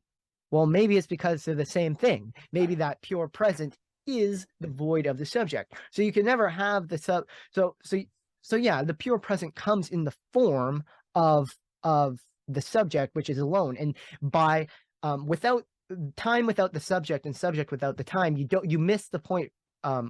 You miss the hellish aspect, right? Because if it's just a subject without the pure now of this enclosed time, you almost have just a Buddhist subject where you're just free floating alone, but there's peace, there's harmony, or unity with nature. But then if you have time without the subject, you don't have the hellish, you don't have the experience of it. So it's by unifying them that you're led to hell itself, and that's what led me to orthodoxy, because I realized the connection here. I was going to say something else, but I'm forgetting, so I'll pass it back to you until I remember. That was all magnificent. There's a few things. One of the reasons why I think the sexual revolution, because you mentioned the orgasm, can be so problematic, because it's very focused on the climax of the individual, like yourself, and finding release in the climax.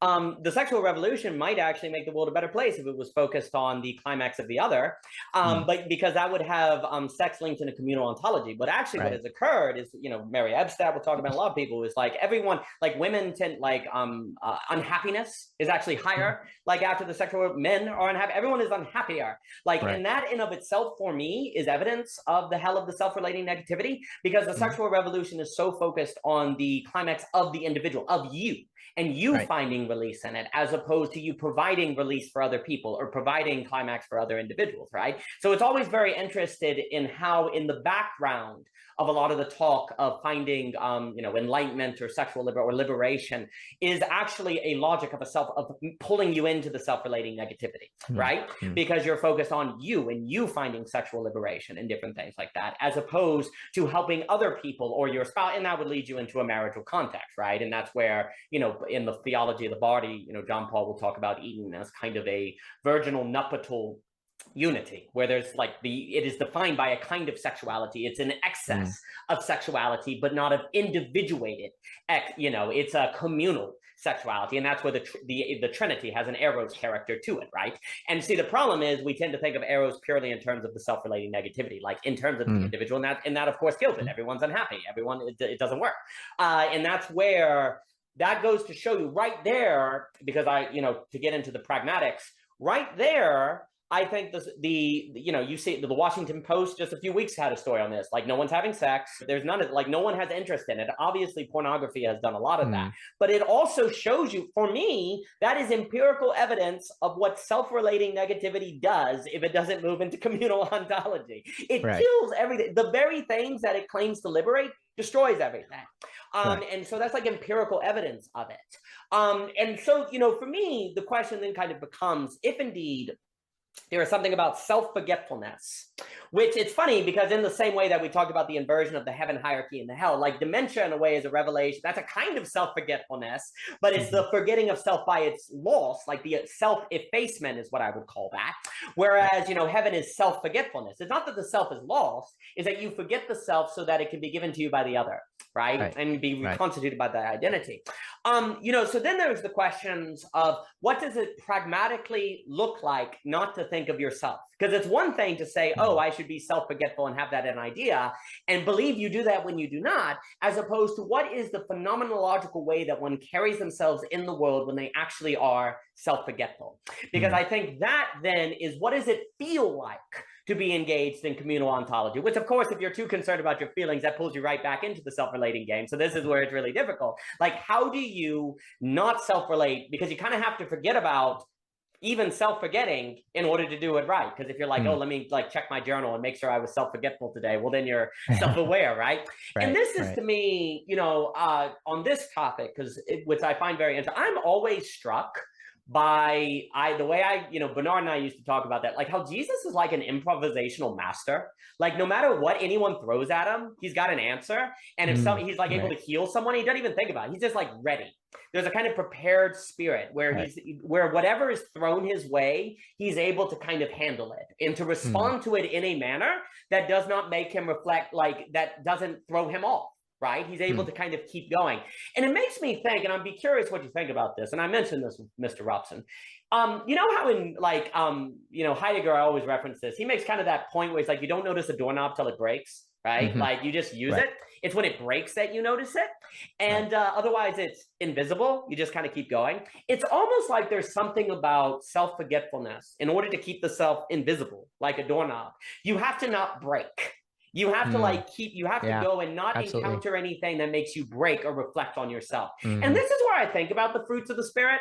And it's very interesting, and it's actually the fruit of the spirit, as if they're all part of the same fruit. There's something about like patience, right?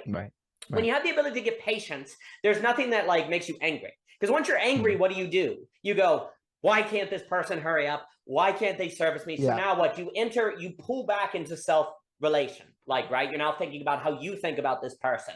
Or if there's something about humility, right? Like, you're not thinking about, like, humility is not where you think of yourself as less, it's where you think of yourself less, right? And I always like that killer line.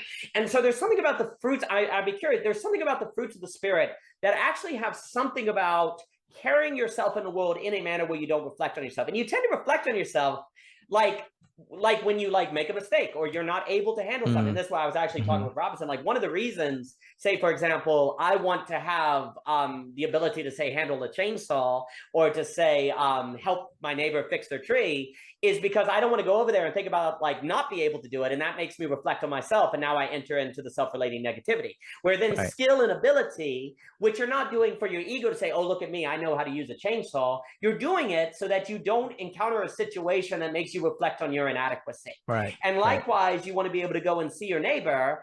And when they ask you about what you think about the economy, you have something to say that adds value to them and helps them, as opposed to just saying something off the 24/7 news, because that just makes you reflect on how you've never thought about it before. And then you pull into self-relating. And the reason I bring all this up is because there's something about self-forgetfulness that is actually a sign, like God is omnipotent, God is all capable, he has an excess of ability. It's precisely almost that excess of ability that then is precisely why God doesn't think about himself, because he's always reflecting on the other, and there's never a mistake that makes him reflect back on himself. And so the reason I also like the doctrine of self-forgetfulness is because then it can be combined together with not like, I want to say like kind of Nietzsche, kind of working in Nietzsche, I'd have to but this kind of cultivation of the self, but for the other. Whereas deconstruction can almost, there's less, you're just trying to, there's not as much incentive to develop the ability to help the other. And that makes me think then on the story of the Good Samaritan, as I mentioned with Robson, where it's like love your neighbor, and the neighbor is actually the Good Samaritan. It's not the robbed person. The Good Samaritan represents Jesus. Being neighborly is what the Samaritan does, but it's actually blurring together loving the Samaritan as learning how to love your neighbor, and that's where he combines the first commandment and the second. The Samaritan's very capable, right?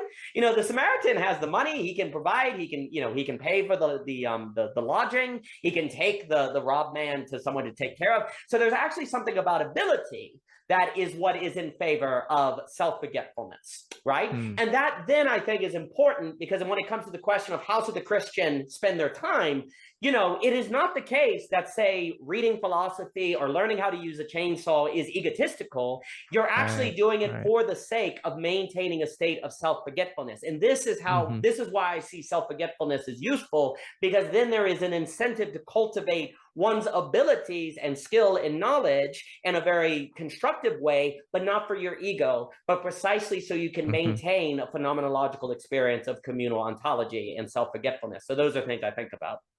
Right. Yeah. No. I've never thought about it that way, but that's actually, that's brilliant.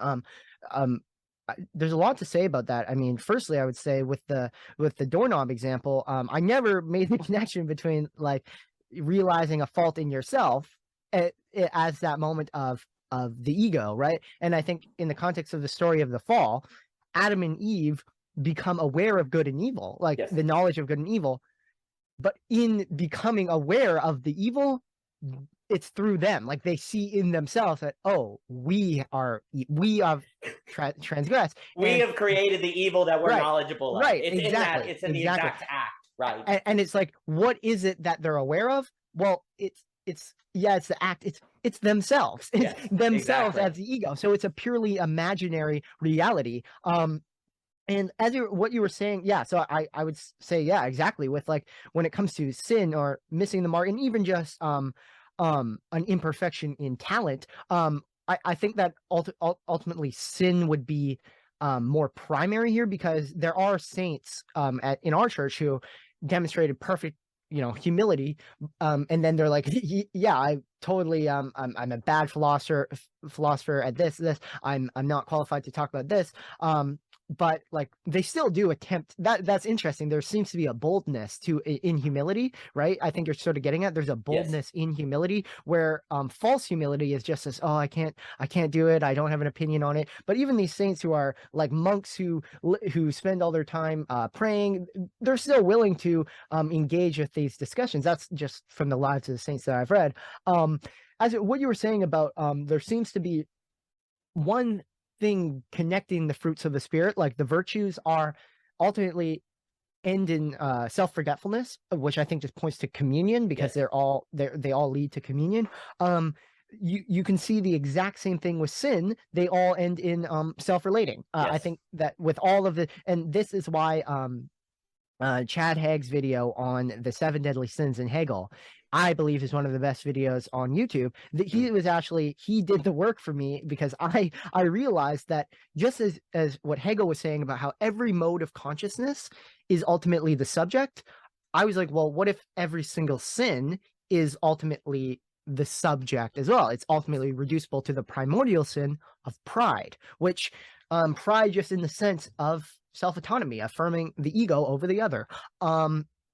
And Chad Haag did that video on the 7 deadly sins and Hegel, where he showed how literally in the structure of the phenomenology itself, you can link certain moments of consciousness with certain sins, and then the absolute, right, is pride. He would relate with pride, where you realize everything the whole time was just a subject. So the reason why gluttony is bad is because it's this selfish devouring for your own sake without any care for the other. And I think when you actually look at the order of the 7 deadly sins, I think you can actually, you're slowly moving towards the subject. You're slowly moving to pride, because gluttony is this very an empirical act. It involves the food, but slowly, like I think the 6th or the, well, I don't think pride is included in the 7 sins, but the 7th is like selfishness or vanity or something like that.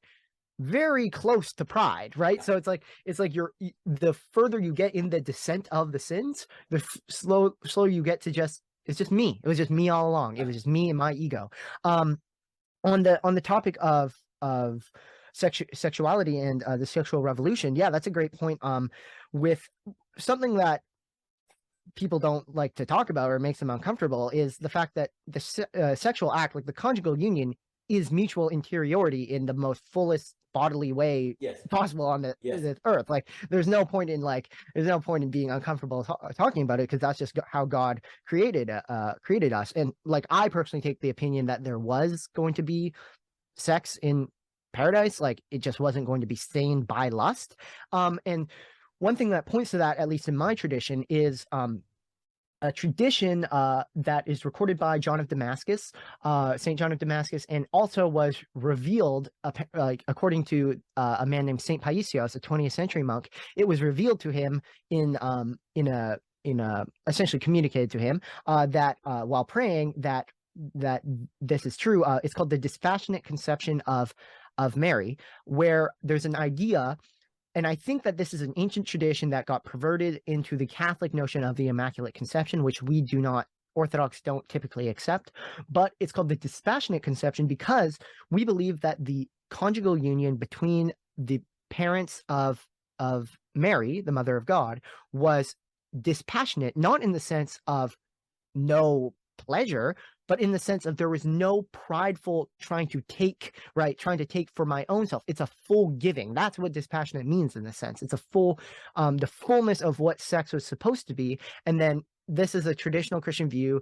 Augustine has it that it's actually in the sexual act that sin, in a sense, is transmitted, or fallenness is transmitted, so that the Virgin Mary is born not without what we would call original sin. She's born under the curse of the fall, but she is uniquely pure because of her the way she was conceived, which was, again, a dispassionate conception, a full giving. And that, I think, is what sex is supposed to be. It's supposed to be a fullness, where a full mutual interiority, a giving of yourself to the other, and then you produce the what you produce the child. And there's I've heard, I don't have a child, but I've heard that the love of a marriage between the mother and father is actually strengthened through the child. And I think this this relates to the Trinity itself, where the Father loves the Son through the Spirit. So, or we say that the Spirit is generated by the Father through the Son.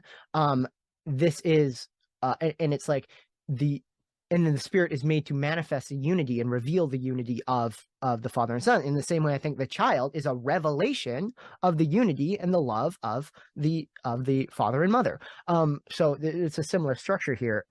So yeah, that's basically what I really, really liked about what you're saying there is how sin or imperfection leads to self-consciousness. It leads to this fall into the ego. So that, and yeah, I think that's exactly right. But I think it is also possible to be imperfect. If you are pure in heart and mind, you can be imperfect in terms of your talents and not lead to that prideful thinking about yourself. I think that the sin is the primary element here. But just because of the nature of the way we are, if you trip and fall in public, you're likely going to be like, oh, how are people thinking about me? But I think it's possible to cultivate a sense of self-forgetfulness and humility and innocence, where you fall and it's like, whatever, oh, I might be hurt, but you're not thinking, oh, all these, what are other people thinking about me? What do they think about me? It's prideful. And the last thing I'll say is, what you're saying, there's almost a sense of a return to an immediacy in this self-forgetfulness. It's like an immediacy where it's not like, oh, I'm thinking about all these. It's just like immediately, it's like, this is the case. And I think that this sort of immediacy is the immediacy you see with Jesus. Like, as you're saying, he's just immediately is able to be like, I've got an answer to you, like right away. It's an immediacy that is the result of purity. It is not an empty immediacy that Hegel, for example, would critique. It's not an immediacy, because pure immediacy is just pure being. It has no distinction. But of course, in a true immediacy, it's a unity of distinction, so that the distinction doesn't have a primary role, and like the distinction doesn't outweigh the unity, so that you're always like, oh, what are these people thinking about me? And perfect example of this, I think, I don't know if you've read it, Dostoevsky's Underground Man. I think that's a perfect example of a guy he even says, my own consciousness, my excess of consciousness is a sickness. It's a disease. It's because when you're always thinking about yourself, you're abstracting continuously in a negative way from the unity that you could have with others. But the relation with the other is a return to that immediacy without the negation of the distinction. So it's not just falling into a pure being logic. It's an absolute logic. It's a unity of the one and the many. Excellent. Two things. Underground Man and Walker Percy's Lancelot might be the best literary examples of self-relating negativity out there, and I really like Lancelot. The other thing, there's something about the immediacy when you mentioned that. There's this, for me, true infinity and Hegel has a kind of overcoming to it, whereas spurious infinity is just the endless addition of a list. If you have a mountain that is the same difficulty and you climb it, and then you just keep climbing more mountains of the same difficulty, that becomes a spurious infinity.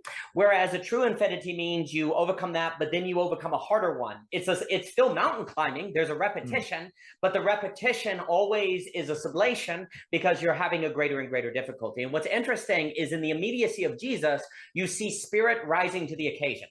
The immediacy is an opportunity for spirit to unveil itself, to show that it overcomes, that it can meet us and give us mercy, grace in whatever life throws at us, that God has it, that he's ready. Now, importantly, Jesus is the only one who purely self-forgets. No human being, none of us can full self-forget all the time.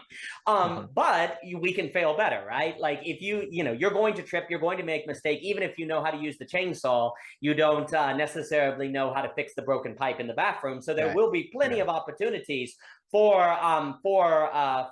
humility, reflecting on yourself. But here's the thing. If you have done some work, basically, then and worked on the virtues, then when you inevitably encounter the situations where you mess up, it won't destabilize you to pull back into the self-relating negativity. You reflect on yourself and immediately push it back out. You immediately push it back onto the other. And in fact, in those instances, memories of inability can be good because you go, oh yeah, that's right, I am imperfect. So you do need Jesus, right? So then it's sublimated into a positive thing. On the deadly sins, I think Mr. Haag's video is very, very good. And something I always find very interesting is with the sin of sloth. Originally, it was translated, it didn't mean laziness so much as it meant the inability to see significance in life. Like it's actually more akin to boredom, frankly, in that's a kind of sin where you see no reason to do anything. And what I always find very interesting is, and I think Peter Rollins is correct, I think it was in Insurrection, where he says something along the lines, is that when you lose the beloved, like he's talking about like in a marriage, he's making an example of people that are married or they're dating or whatever. When you lose the beloved, you also lose desire in general. Actually, it's like not only do you lose them, but then you just don't see the point of going to work. You don't see the point of eating, and like the loss of the other makes you lose desire and maybe drive in yours. And what's interesting about that, it's like when you're married, then going to work, there's a reason to go to work, there's a reason to eat and different things, or you have love. If there's love in your life, then there is desire. And where the loss of love correlates with the loss of desire, that's the point he makes. And that would actually kind of lead you into sloth per se, right? What's very interesting is that would suggest that the loss of communal ontology is priming you to lose desire, actually, and to end up seeing no purpose to do anything, right? And that there's something about defining yourself in terms of a communal ontology that is actually utterly necessary to maintain desire. And I don't think it's by chance that the meaning crisis, that John Vervaeke talks about, the mental health crisis, that's all these people, I do not think there is, I don't think it is by chance that is arising as the mistake of self-relating negativity is more prevalent. And, not only has self-relating negativity as identity become more prevalent because of the loss of religion, everyone talks about that, we lost religion, that's it. Well, it's also because you have a definition of sex that makes you self-aware, right? Like sex, gratification, capitalist individualism, all of this individualism pulls you into a self-relating negativity, of which then separates you from the other of whom you can love, whom you need to have desire. And what is desire but motivation? And so many of your mental health issues are a result of not knowing where to direct desire, depression, suicide, all of these speak to a kind of desire or drive that doesn't know how to order itself. or how to organize itself in the world. And so when you separate the individual from a communal ontology, it's a problem. And you see, the issue is, I think there's a lot of people who say that. They say, oh, we need others, we need community, Vervaeke and all those will stress that. But here's the problem. If you don't define community down at our deepest roots, like our very ontological being, because you haven't deconstructed A as A or simply limited it or bound it to the special case of thinking, then it's not going to work. Because it's going to be, because you're saying that we need community, but what do you mean, Vervaeke? Because we're just individuals. What do you mean by need? We don't actually need it if our identity is constituted by the A is A. You're just saying we need community in a social sense, right? Well, no, we don't. It's accidental. Aristotle, essence and accidental. If community is not part of our essence, then it's questionable if we actually need it, right? But if you actually successfully argue that community is part of essence because A is a special case, oh, well then, yeah, we need it. Then there's more of a drive. This is also, so, and then the last thing I'll say, and I'll give it back to you. This is where, for me, ontology and sex are like the fate of are a very big deal, because we tend to define ourselves according to our logical constructs, right? So A is A, we define ourselves as individuals, and then how we carry ourselves sexually in relations has a massive impact of how you think of yourself, right? So you see, sex is fascinating because it's basically the only biological act that you can't do without another person and it not be broken. Right? Your sexual organs are not broken if you can't produce a child without another person, right? So you have biological functions that can work just fine and yet not be able to do their function without the other person, right? And that's where in sex, it's two become one. Like there's this idea that, two flesh become one. That's not mystical. That's like truly practical. It's literally the biological system cannot become one and reach its end without the other person, right? So the reason why our understanding of sex is such a big deal, because that's like a revelation of communal ontology in biology right there. You cannot reach the full identity or being of sex by yourself.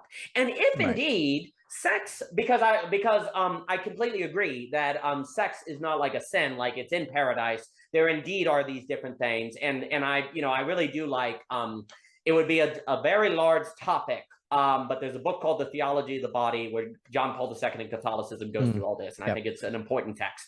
And really, the Augustine kind of has this idea potentially that Adam and Eve are children, and that the fall is sex. But really, it's sex that isn't in a communal ontology. It's sex that's in a self-relating negativity would be the sex act that creates self-relating negativity would be the problem, right? And so the thing is that you see in biology, right there pointing to communal ontology, right? And so if you have a culture that thinks of sex as potentially separate from relation or using the other person for the sexual gratification, that's why I was talking about the problem of thinking of your orgasm versus the other person's orgasm. Well, that's right there pulling you into self-awareness. How do I feel in the sex act? How is this for me? Well, now you're in self-relating negativity, and where does that mean you are? You're in hell, right? You're in hell, right? So by actually thinking about sex in a funny way, like actually seeing how the biological system works points to the communal structure, and then the child is the outcome of that. And what I would say to your point on the child becomes a symbol of the meaning between the husband and the wife. That's absolutely true. What the child does, though, at the same time, is it's where you find out if you meant it when you said that you love the other person, because the child brings demands and it brings things to you. And the thing is, the difficulty of raising children is precisely the deepening of the relationship, right? You see, this is where, when people talk about sex, like, oh, we don't want to limit sex to marriage because we want to have, sex will be liberated between lots of partners. Well, you see, the thing is, if you do that, then you are trying to gratify sex horizontally, right? With, more and more different people, right? Well, what is that? That's a spurious infinity that Hegel talked about. And he hates spurious infinity. You're just adding another person to your sexual list, right? The Christian conception of sex is vertical sex, that you actually only find satisfaction in sex if you learn to do it with the same person. Because then you go through it's the same person, I'm bored in different things, right? That temptation or whatever. If you actually face that and overcome that, well, then you can have a true infinity.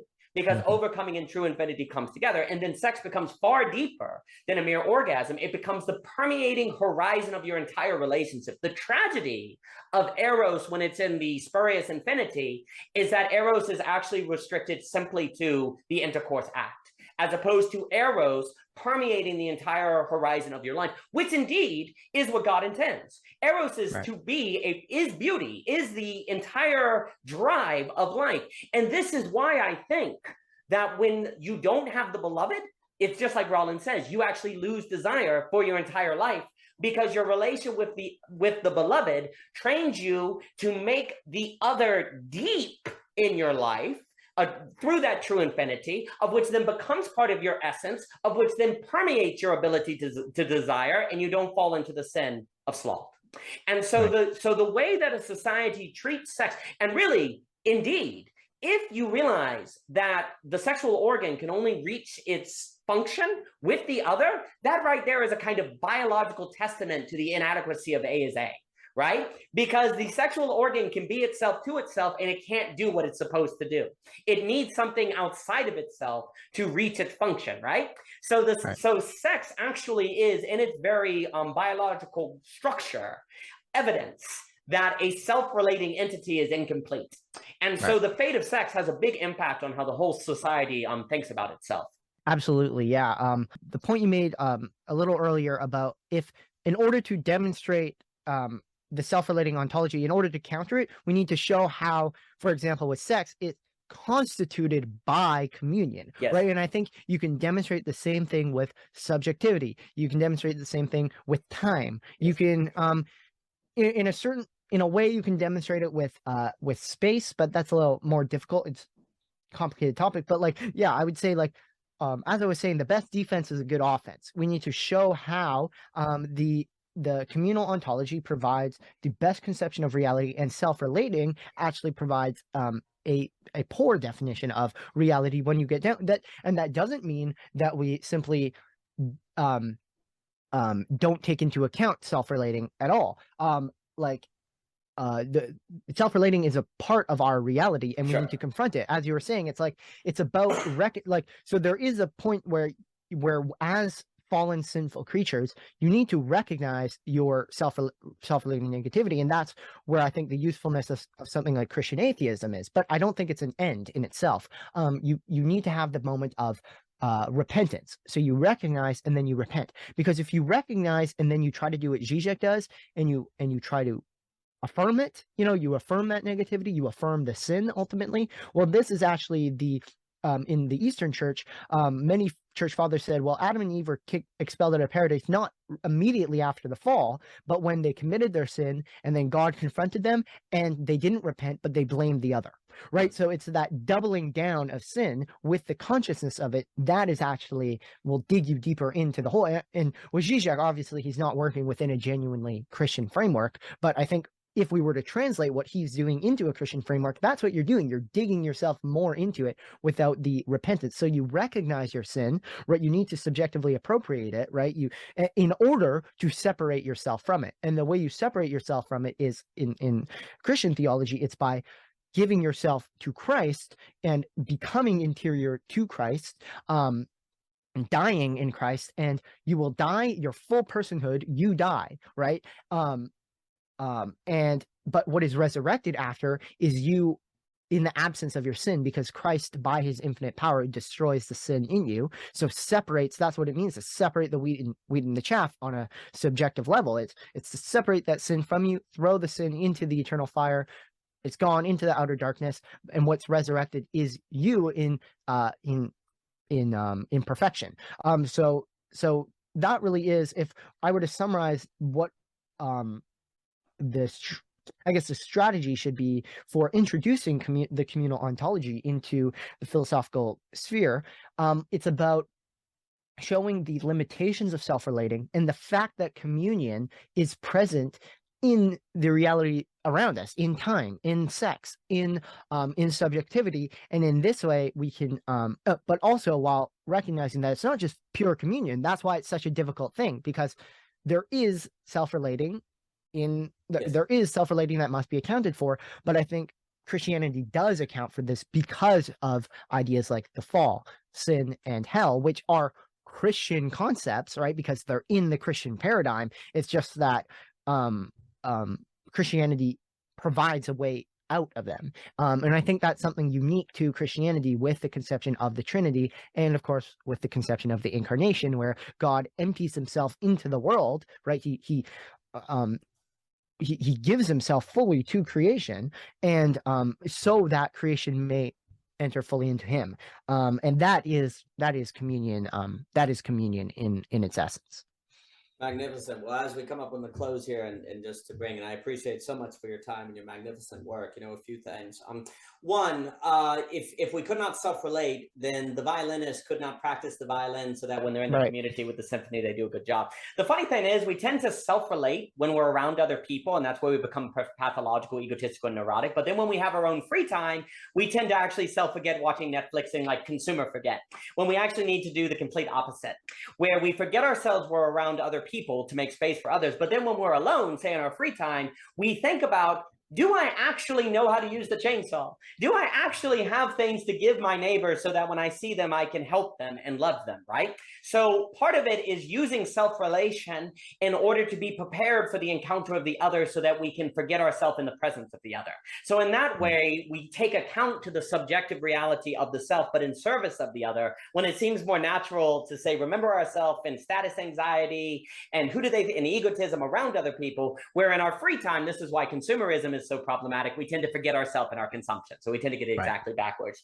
The closing point is, indeed, if we see something about sexuality, community, all these different areas where communal ontology seems to be fitting, and we have our map and we're walking the territory and we see this everywhere, there is no final moment that would force us to say assent to the reality of communal ontology. But if we indeed walk the territory and pay attention, Flannery O'Connor said the writer cannot be afraid to stare or to gaze, and I think that applies just as well to the human being, then we may see reason to think that communal ontology is a fitting framework by which to live and to think. And maybe if we were to do that, we might have that moment where we suddenly see the big picture made up of all the small pictures, and then it would be as if the big picture was impossible not to see.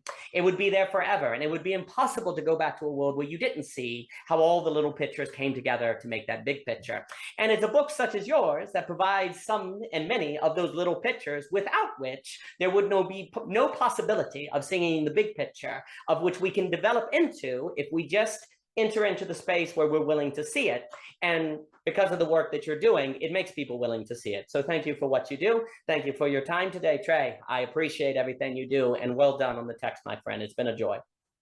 Well, thank you so much for having me. I appreciate all the kind words, and yeah, this was a great conversation, and I have a lot to think about now. And you've actually given me some ideas for some videos, so thank you very much. Of course, absolutely. It's been my pleasure, Trey. May you have a wonderful day. I always look forward to speaking with you.